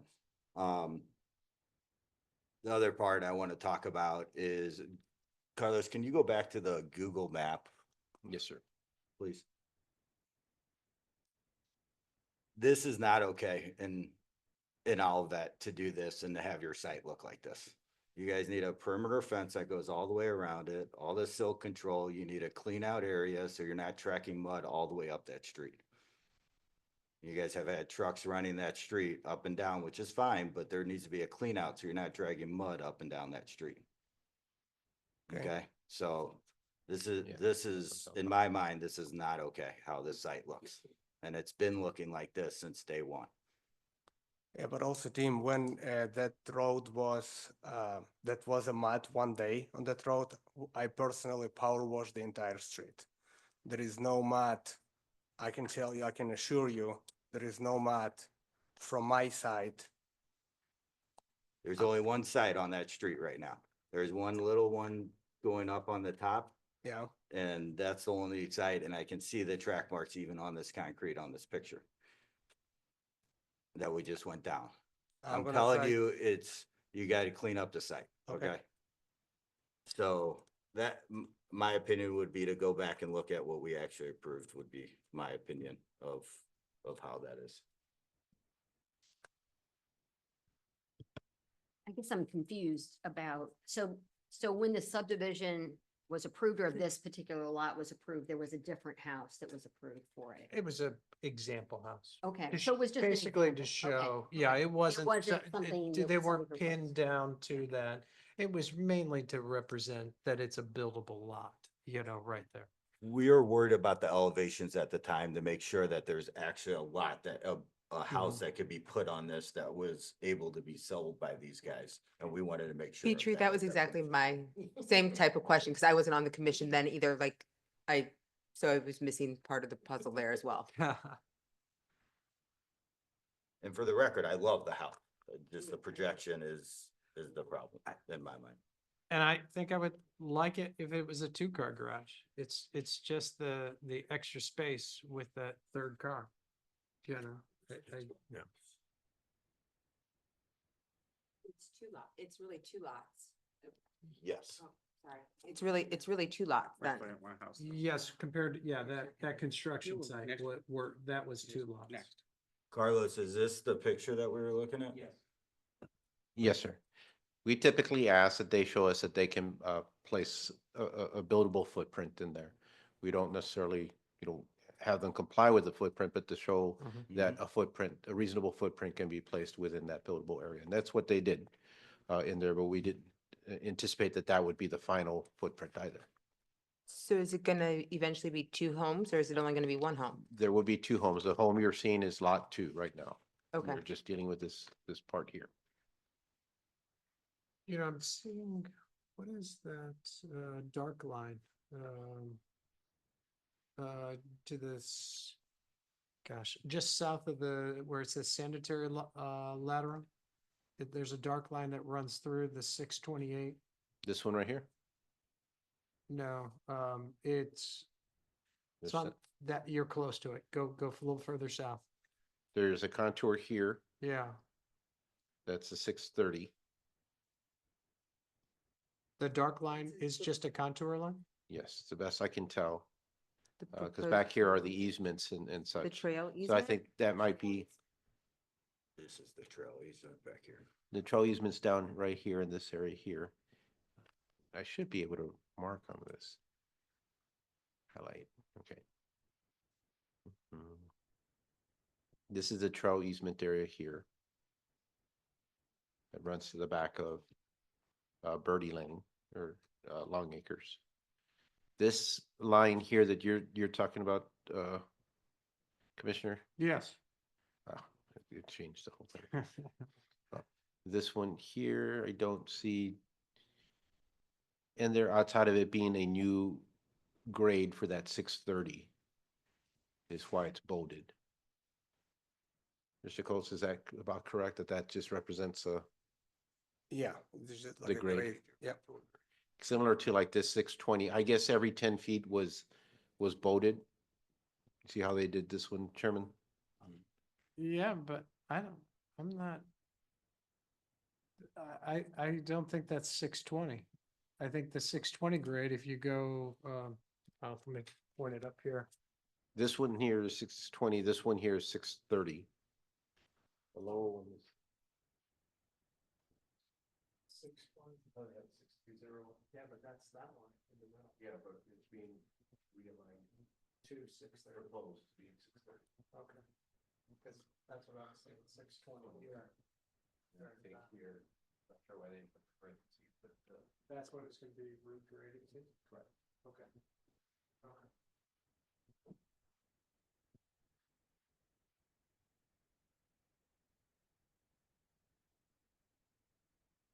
Okay, well, my feeling is, I don't think I can approve a three-car garage as it was shown here, with that large projection. I don't speak for everybody else, but if it was a two-car garage, I think I'd be fine with approving it. If anybody else wants to have any further discussion, speak up. But that's kind of what I'm telling you, my personal opinion. Anyone else? I agree with you, Rob. I think I have less, I understand the concern. I have less concern mostly because of how it looks. Like general three car, I agree. If it's sticking out, if it looks like a garage, I think this one is hidden a little bit better, but I'm less worried about the precedent, but I understand your concern for it. That's more my concern is the precedence that we're setting, because I think it actually looks nice. I Yeah. just think that we're setting a bad precedence for that big projection out, and we've denied people for this reason previously. Are you open to the concept or the idea of going to a two? I mean, I really, I do not want to take any risk to do like a two-car garage, honestly. So, I mean, we can change the garage, we can open the garages like, kind of open the house and do three garages from the sides. But I definitely want to have three-car garage on this property. Okay, well, maybe that's and come back and see what that looks like, I guess, is a thought.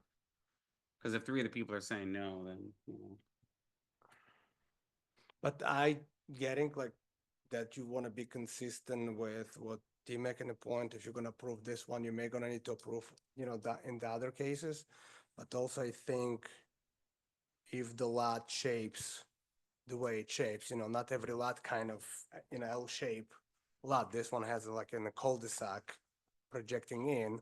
So I think it should be also some, like projecting versus view, like an aesthetic of it. I think aesthetic and view should come. And those type homes, you can see them through Ladue, through Creve Coeur. I mean, it's not a house. And actually, I did build this house on Grazier between Aleph and Ladue, 561 Grazier. 561 Grazier. Carlos, Yeah. can you pull that Yeah, up? come on, I'd be look at that. curious to see what it looks like. Yeah. Yeah. Hey, Oh, let's not be negative. Let's be positive. take a field trip. Yes.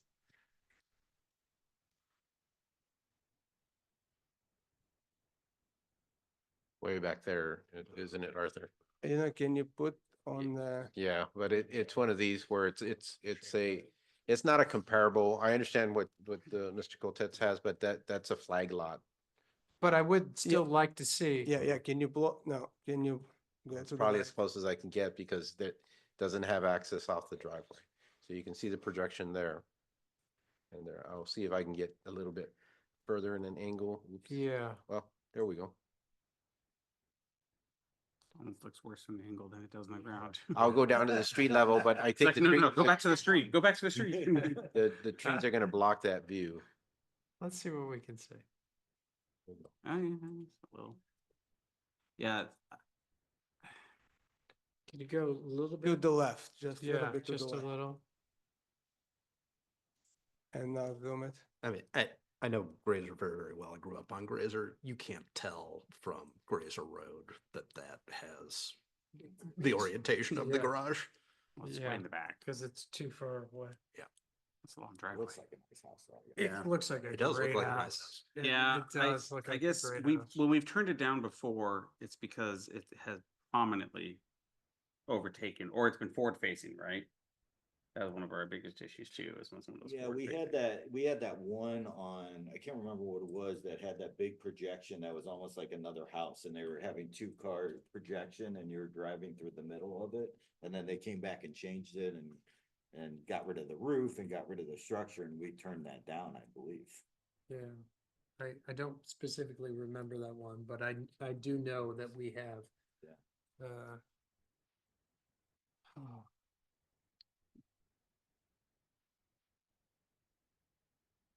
It's a good looking house. I wish, but that projection.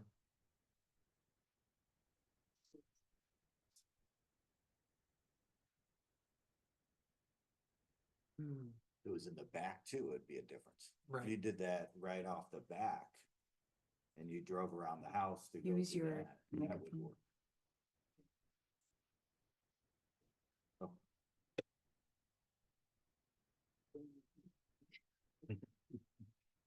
Right.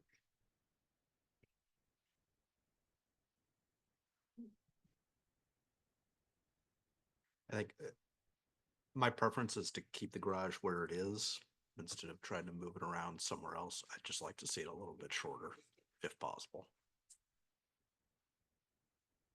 That's just my opinion.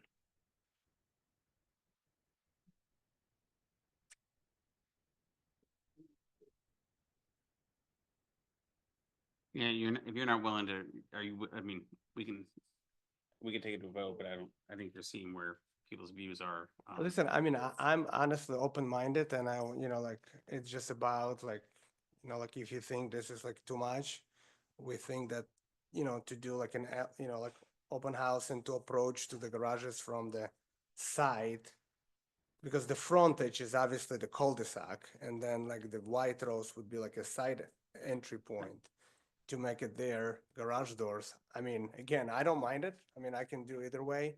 And just to go back to redraw the stuff, but at the end of the day, I think we just need to be reasonable and just see, what's really gonna benefit the neighborhood. I mean, And I tend to agree. I like the garage where it is, like you said, Sam. Like I think it looks good.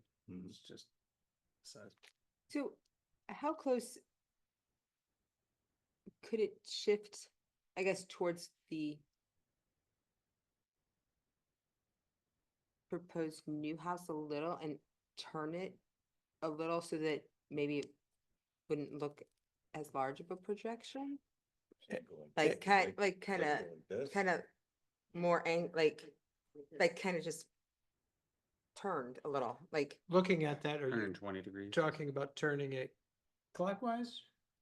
I'm talking about turning it like, so it's like Counterclock. this and turning it like Bigger that. angle, a larger Yeah. angle. Yeah. Don't you think driving from Bonham I think Woods, maybe it you might see it from Bonham Woods more, but Yeah. then I think that it wouldn't look as large of a projection, maybe. I mean, Might make it tough to pull in though, too. They have to crease it. I don't know. but now, like the way the garage is now, it's actually not projecting out of the building line on White Rose. So this garage is kind of sits within the line of the rest of the homes on the White Rose. But we can rotate.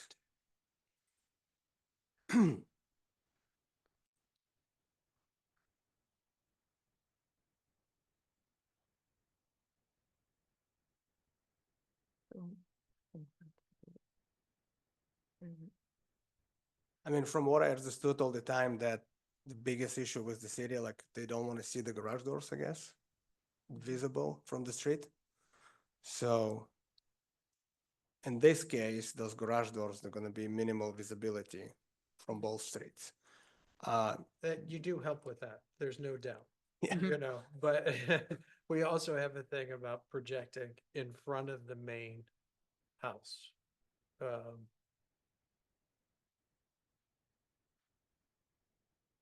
Now, Everybody can agree, the house looks good and Yeah. we The like house the is- house. yeah, so I love- That's yeah. the garage is the only thing that's going on here. Mhm. Right. I think we gotta narrow it down, and say, hey, that's. now, Rob, if like the main house will basically can stay the way it is, maybe even can the main house with where the dotted line, you see it now, if it will go clockwise, let's say like a little bit, and then the garage will go counterclockwise. So just the house going to be a little bit open with the same way accessibility like it's now. So the doors is hidden. So you don't see the doors too much from the White Rose. I mean, is that going to be somewhat acceptable? I'm not sure it changes So projection though. you're opening up the house, is Yeah, yeah. So he's taking the L that's right here Yeah. right now, and he's going like this and opening. Make it a up, V of something. Making it more of a bigger V, basically. Does that change the projection out? But it's not really changing the projection, but it's still changing the direction. So it's technically not projecting. It's just an house and I feel like if anything, that makes it worse coming from Bottom Woods though, because then it's more open that you see the garage. But right now, I don't think you're seeing the garage as much, especially when there's probably some landscaping and. Chairman, we'll be glad to work with the petitioner. I don't think the commission should take action. I think that there's some guidance in here. We can talk with them. There may be some alternatives to take a look at. I would hate for you to Yeah. ask that for action on this. A couple of things just to kind of note, and there is like the widening the V and reducing the projection to more of a linear. It's still going to be the width it is. The other option is going down to 2-car garage. I know that's not, and there may be an opportunity to break the garage and create a portiche in between a 1-car garage on the site, and then just make it look different. So you have a covered area, a 1-car garage, and then the 2-car garage in there, but they're all independent. So there's things that there's some flexibility in this site given the way it's oriented. Now, it may be oriented because there are specific grading conditions, and that I understand, but you got a lot of space here. You got some space here, and you got some space here, and it may be just kind of tweaking, working with Pablo to tweak around and see what you can find. okay. What kind of exterior finishes are you? Brick and stucco board on the front and hardy panels. Similar you to- can see we alternative like 3 different materials. Also to minimize also like to make the garage look good, we did like brick ledge. Then we did like that stucco paneling, and then So it's a little different than what you built already.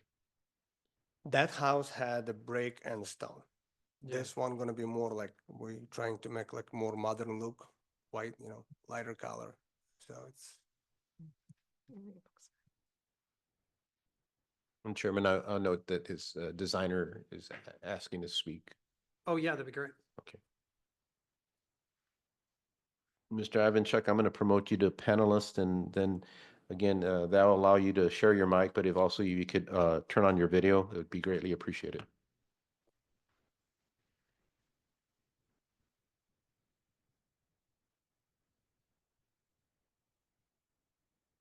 All right, so you've been transferred over. Your mic is unmuted, but your video is still off. Okay, Yep, there you go. I'm actually in the car, so All right, Pavel, you're fine. yeah, so maybe I'll take the video off. I just wanted to make one.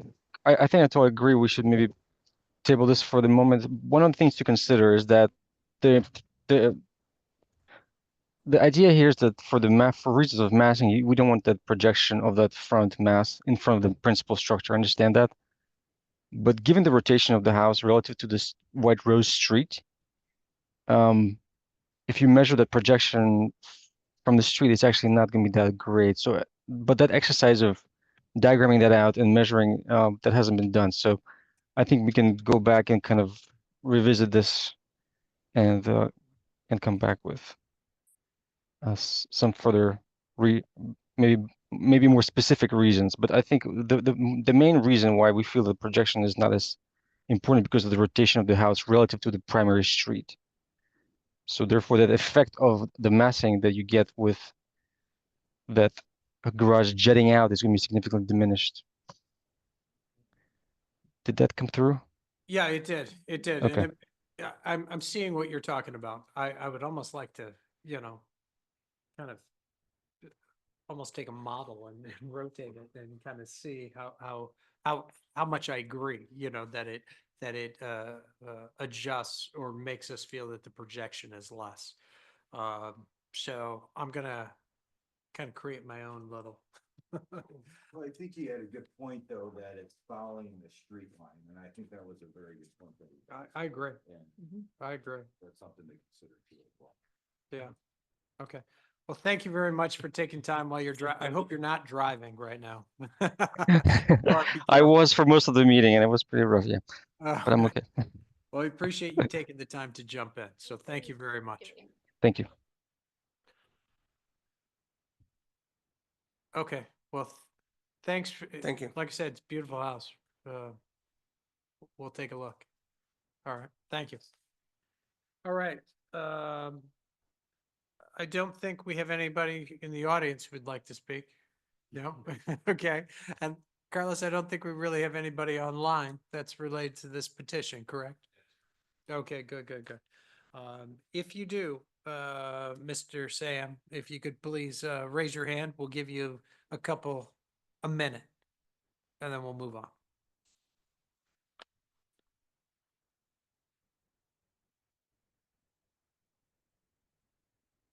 Okay, so seeing no request for public comments, we'll move on. So thanks, everybody. Okay, we are now on to item D, which is 15 Bon Air Drive.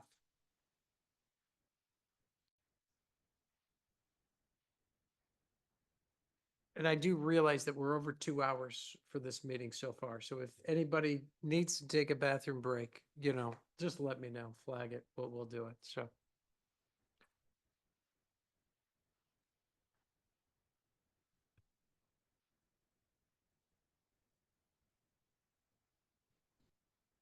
Otherwise, we'll push on.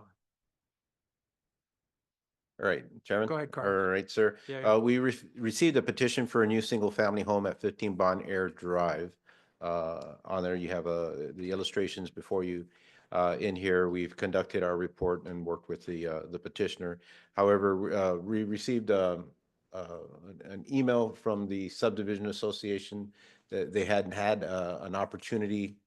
Well, that they had reviewed the plans, they had a vote, but they're scheduling another meeting. It stated for tomorrow, for Friday. In there, I spoke with the petitioner who is here, that out of courtesy, that he at least provide him that opportunity.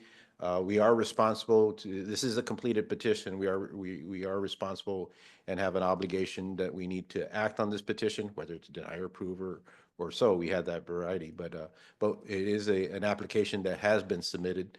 We've had it posted on the city's website since early March, and we've sent out postcards in there. And then, like I said, this weekend it was brought to my attention that the subdivision was still going through their process, and I do respect that in there. But then they also have an obligation that they need to make their decision to decide what they want to do on this application. So I did talk to the petitioner this morning. He is here, and he consented that he would be fine getting that deferred for now. But we do have the full set of plans here. We're still waiting our stormwater review from our consultant on there. They did provide a tree replacement and landscape plan in there. And on this side, we do have a concern regarding an existing storm sewer discharge point that's been there for I don't know how long in there. It's a unique thing. We've had new homes placed along this discharge point in there, and we just want to make sure that we evaluate it. There's also, it's been brought to my attention that the house directly behind this property is doing a new home. So there is an opportunity here to require the two developers to kind of work together in there. I will note that, the part of this process is that the petition is required to go through community design review and concept stormwater management review. The city has adopted guidelines to assist in the process of community design review. There are two sections. There's a verbal section in there that talks about our goals and intents about trying to create compatible, harmonious, and respectful structures within the subdivision. And then there's a second component which gives the city's accepted design principles that we ask petitioners to abide that to meet those regulations. This commission then serves as a body of individuals that through a consensus building process determines whether they comply or don't. There's no right or wrong. Each individual commission member has their own, brings in their own perspective and opinion in this process, and they don't necessarily have to agree on those. But our role as staff is to guide them through them, identify the principles, note if there are any incompatibilities in those principles. The subdivision, I'm sure, has its own set of indentures That's why they're going through their review. But those are private indentures. The city's not obligated in those indentures, and in fact, the city's kind of while we respect the subdivision indentures, it puts us in a quandary that we're only here to review and analyze what has been adopted by city codes, or else we'd be trying to enforce, tens and tens of different subdivision indentures throughout. But we've always provided an opportunity and made sure that there was time, reasonable time for subdivisions to comment or provide some feedback or work with the petitioner on these, and we will do so in this plat. I do have the petitioner here if there's any questions on them. I do know that there was somebody online that had emailed, and you have copies of the email regarding concerns on the petition in there. Be glad to answer any questions right now, though. I think I'd like to learn more about that stormwater discharge. So maybe if the petitioner comes on, or if you want him to talk about it, or do you want to talk about that? I'll kind of note it where it is on the plans first, and then I'll let you guys. Here's a Bonnier, and there's a stormwater inlet here. There's a stormwater inlet here. Based on our plans, that inlet, that main line goes out further west in there, but it runs from across the street to the street, then it runs down here. Oops. Bear with me, sorry. Oh, come on. You can see the stormwater runs through here, then it turns here, then it comes in all the way here. Everything is underground until this point. At this point, it just opens up in the ground, and then it becomes partial concrete to a ravine as you head further south in between Crosswinds and Bonnier. I'm going to go to the Google map, and hopefully that'll give us a little bit better view. And again, the expectation here is the petitioner by himself in this individual property isn't going to resolve this, but we see here an opportunity to try to minimize some of the disruption or erosion that may or may not cause in there. Bear with me. All right. So here's Bonnier. Let's see. Here are my addresses. I'm just trying to remember. Here's 16. So I think 17, 18, 16, 17. Here we go. 15. Okay. And I believe this street does not have, oh, there it is. All right.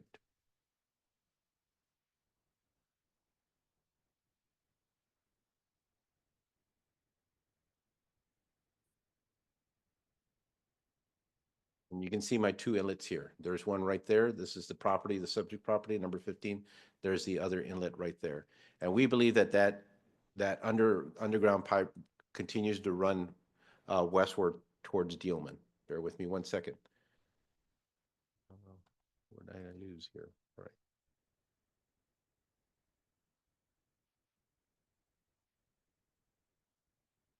Then it runs along here, does a turn over here by the tree, and then it opens up in that back area. Now I'm going to start going up and try to see, and then it runs, and you can see part of it runs all the way down through here. Now I'm going to go to the back end towards Crosswinds and rotate, and hopefully it has a better view.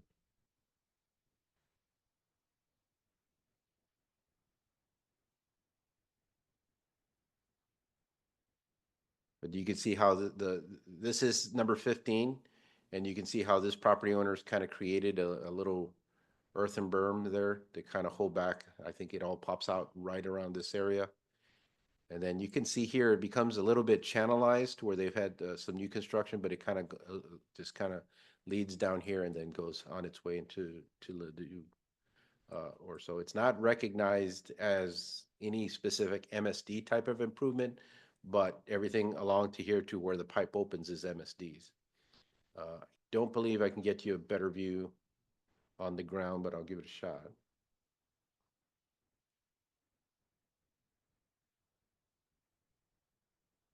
Yeah, that's the street that doesn't allow the street views. Oh. Yeah. So I can't get onto the crosswinds, but it pops up right around back here where you see all this vegetation, and then you see this curvature along here.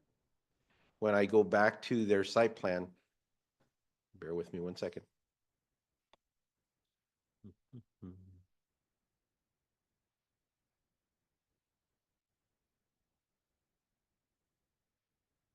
You can see the curvature lines right there. See? Yeah, yeah. Okay, and that's where that pipe provides.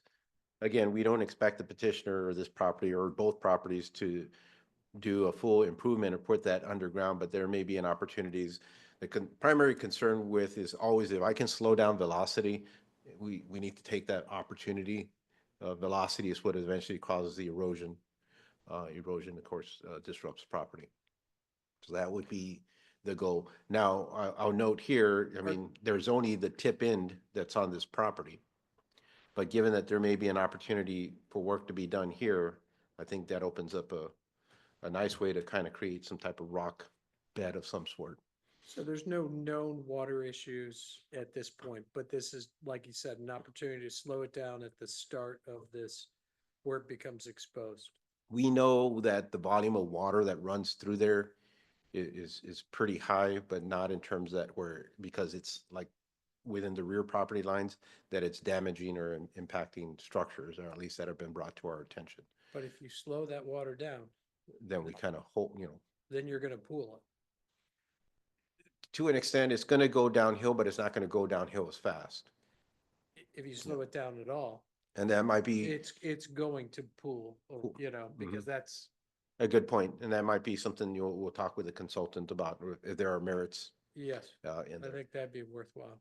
In this case, we don't see that, that they can pipe it and then pipe it all the way down south. That would be Right. more of an MSD project or so. And that's just gonna speed it up. Yeah. It'll just become from this problem here to lower down, it'll become somebody else's problem. Right. Correct. Okay, good, good. Okay, anything else that we should go over? No. Nothing in there, in preliminarily, what we've looked at, it fully complies with the city's zoning ordinance. So we looked at the design principles in there, is pretty much compatible with those. The commission in the past has expressed concerns with the front entrances. And in this case, they did lower that. Typically, we've seen this design with a taller roof height up to here. But in this case, it's brought down. And that was because across the street, they built a similar home in which they had this roof line way up here. And the commission expressed concerns, and then they broke it into two components. Here, they just shortened it and didn't make it the full height. And overall, we think it's within the spirit and intent of the guidelines in there. It's up to commission aesthetically whether that's reasonable or not. Yeah, yeah. But I think we should also just, like you said, let the neighborhood first go through their review, to be respectful for that. Yes, sir. Okay. Any other further discussion amongst the commission with staff? We can bring the petitioner up if you'd like to speak. But I think we'll just defer it and we'll talk. Yeah. Very good. Yeah, lucky you. We appreciate you being here. Getting close, getting close. Thank you very much. Chairman, there is one yeah. person online. Is Oh, there an opportunity? Thank you for Okay. reminding me, Carlos. Mr. and Mrs. Lee Contour, I am, if you can show your hand, there you go. Thank you. I'm going to transfer you to a panelist. That'll give you an opportunity to unmic or unmute and be able to talk in the mic. It would be the preference of the commission also if you could allow the video. This helps us assure that we're talking to somebody.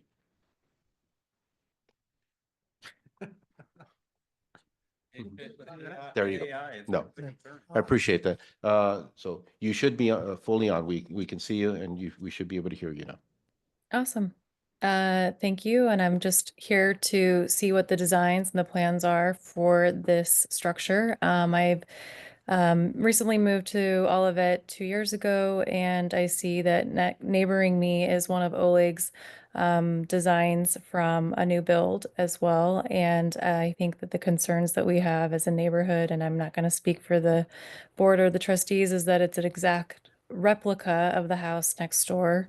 And so we're just looking for some diversity amongst the houses on the street. And additionally, the house has been vacated since November, and we've been seeing a lot of activity already initiating, and we have concerns about that since there are no permits that have been approved. There have been scrappers on site that have removed items, and so the house is sort of an eyesore at this point, and we're just hoping that communication is open to the board and the trustees, and that we're not jumping ahead without approval of this commission. Great. Thank you for your comments and I appreciate it. Could you, could you state your name and address for the record?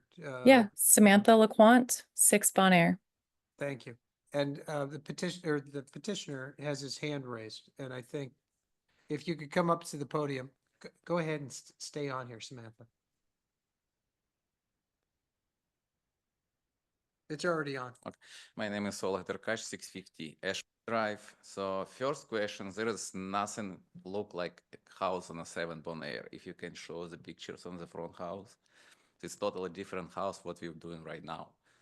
Even inside and outside looks totally different. It's not duplicated house across the street. Okay. If you have a pictures, if you I can. think that's more of a discussion to have with the trustees than Yes. this board. Second one, why this house is vacant? We have the big problem with the sewer. When I read what's happening there, the people move to America, they have nothing to live and just let them live there for little money to pay them my property tax, everything. And they live in this house for a few years. So, but we got a problem with the sewer. I spent so much money to clean the sewer.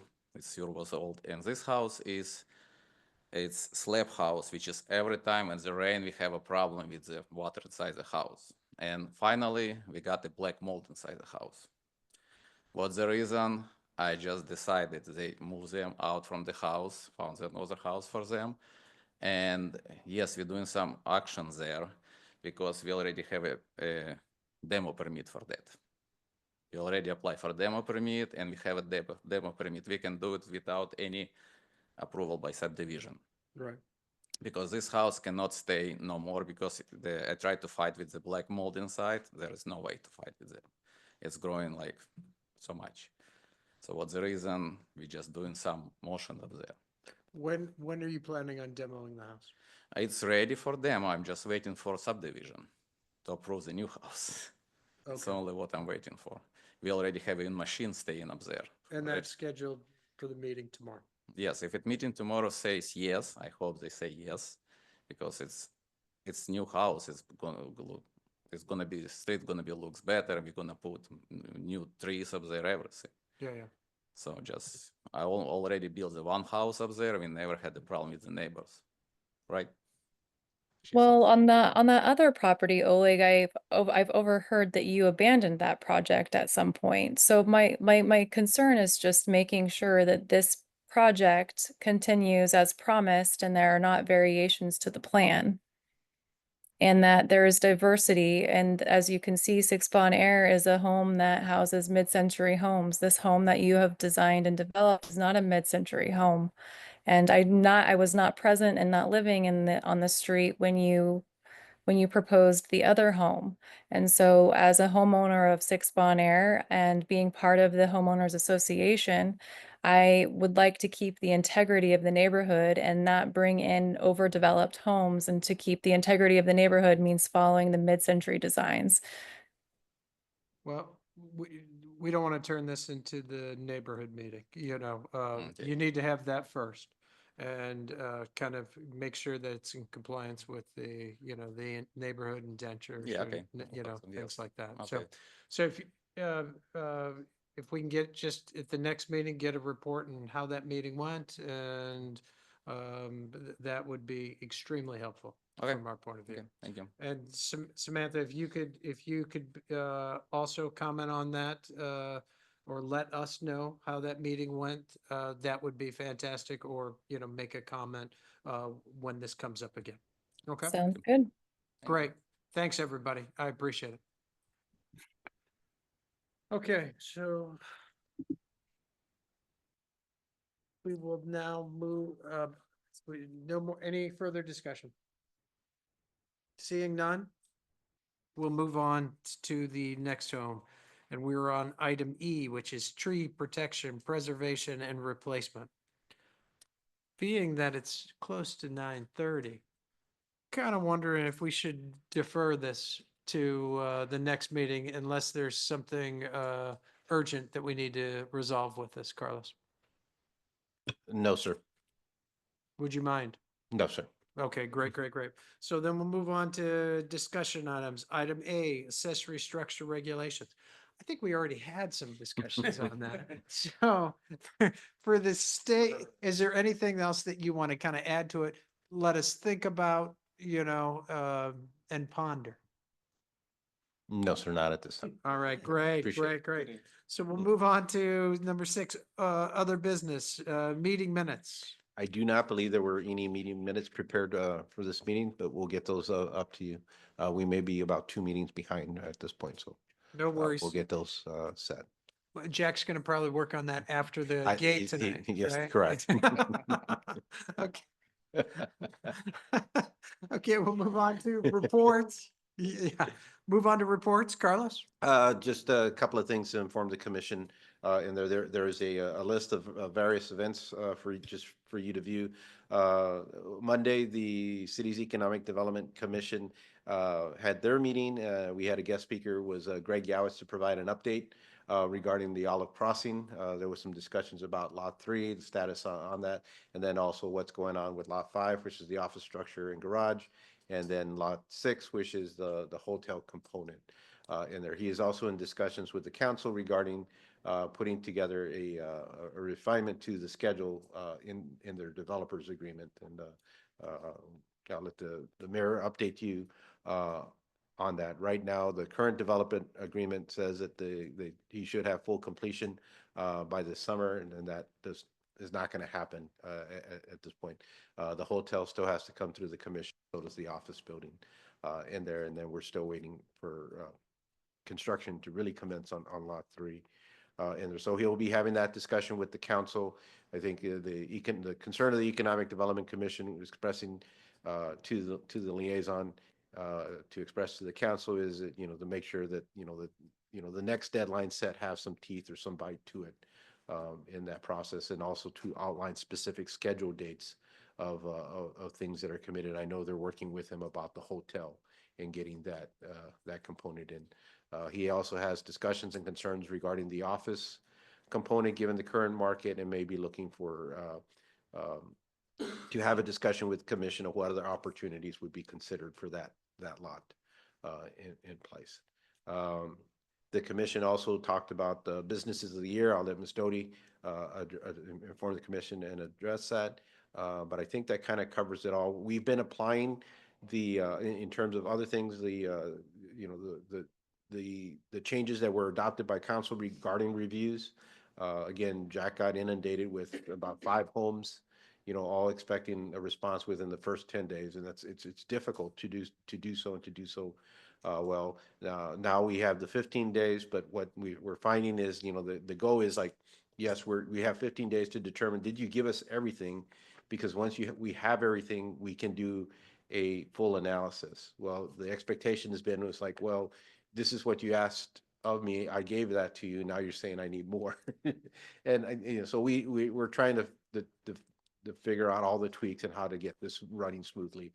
We appreciate the patience with a lot of the developers and working with us on this to get this better. But I think the content and the review, both the stormwater and now with the tree protection, preservation, and replacement, has gotten a lot better. And I think we're getting better responses and information back from the developers. And again, we're appreciative of them taking that seriously. Outside of that, I'd be glad to answer any questions. And if not, I do want Don to be able to talk about the business awards. Go ahead, Don. Oh, I'm gonna make this very short. Fallon's is our restaurant of the year 2025, and our business of the year is the UPS store. There was a huge turnout for votes for both of them, and it was sustained over days. So it wasn't just one huge push like the SLAD last year. And we do have a Commissioner's Choice Award, but I am not going to comment on this. It's not decided or? No, it is decided. The bridge SDL was, I guess you could say, chosen. We are reaching out to them. Great. Great.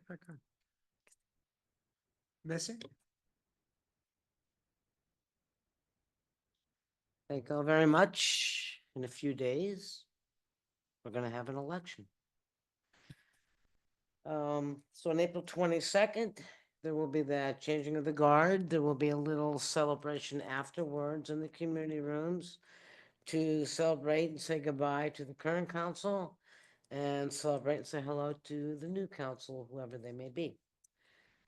So if you got the time, April 22nd, we're planning a very quick meeting, short in agenda. And with regards to the inquiry of Mr. Yowitz, the council, or I should say the city manager is in discussions with him with regards to seeking an extension. Clearly, he's not going to meet his substantial completion deadline of June 2025. You know, we will see what will happen there. The city's moving forward with the project at Price Road at the Dillman Industrial for that expansion for better turn lanes. The CBD shop will be getting relocated. It will end up in, hopefully, you know, there's still things that need to be signed and worked out, but that business will potentially be able to remain in the city of Olivet at another location. Again, I'd like to thank you all. This is an awesome board. You do a great job. And just continue the good effort, and we will see you at the next meeting. The Coffee with the Mayor this coming Wednesday at the Five Oaks will be your city council. Is this your last PDC meeting? No, I have one more. One more. Oh, Yeah. fantastic. Yeah. Fantastic. Yeah. So yeah, you'll end up with a new liaison. You never know where I could pop up again of interest. But it's been a pleasure. So let's get home because it's 9:33. And last time I looked, we had a minute and a half left and the Blues room winning 4-3. Unfortunately, it's 4-4. His mic wasn't on, so it's not real. Chairman, All right. one more thing, and I'm sorry, Right. but this is very important in there. So the city we do have one vacancy and in accordance with our ordinance, one member has to have an architectural or landscape architectural background. That's always the hardest volunteer to find in our community. We posted for that. It's probably been over 30 days. Talking with staff and council, we got 4 names that we reached out to, but nobody submitted yet.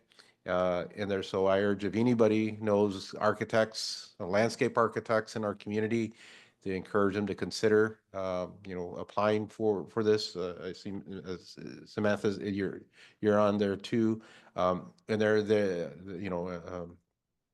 So I do want to bring that to the commission's attention. Again, you guys know your neighbors. And that position, it is required. And I don't want to sit on it too long with it vacant because they provide a valuable resource in that process. So keep that into consideration. Again, we will keep pushing on these other 4 members of our community to see, you know, try to persuade them. The biggest concern usually is the conflict of interest in there, which is understandable, but, you know, there are processes and procedures that we can't provide to have somebody recused or not in the discussions on specific items. in there. So I don't know if the mayor wants to add anything to that, but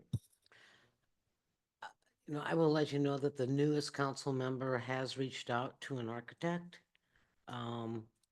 Don't know, and it is not one of the three that I reached out to. So, you know, stay tuned. We'll see what happens. Good. That's part of the excitement of bringing new, younger, residents onto the board, onto the council, is that sometimes it helps to begin to deal with new connections. And so let's see what happens. And I'll continue to follow up with the latest council member on his conversations. Missy, there's still time for you to get your architectural degree or landscape. I was looking for residential, you know? All right, seeing no other further discussion tonight, we'll adjourn at 9:36. Thanks, everybody. And get out and vote. It's important.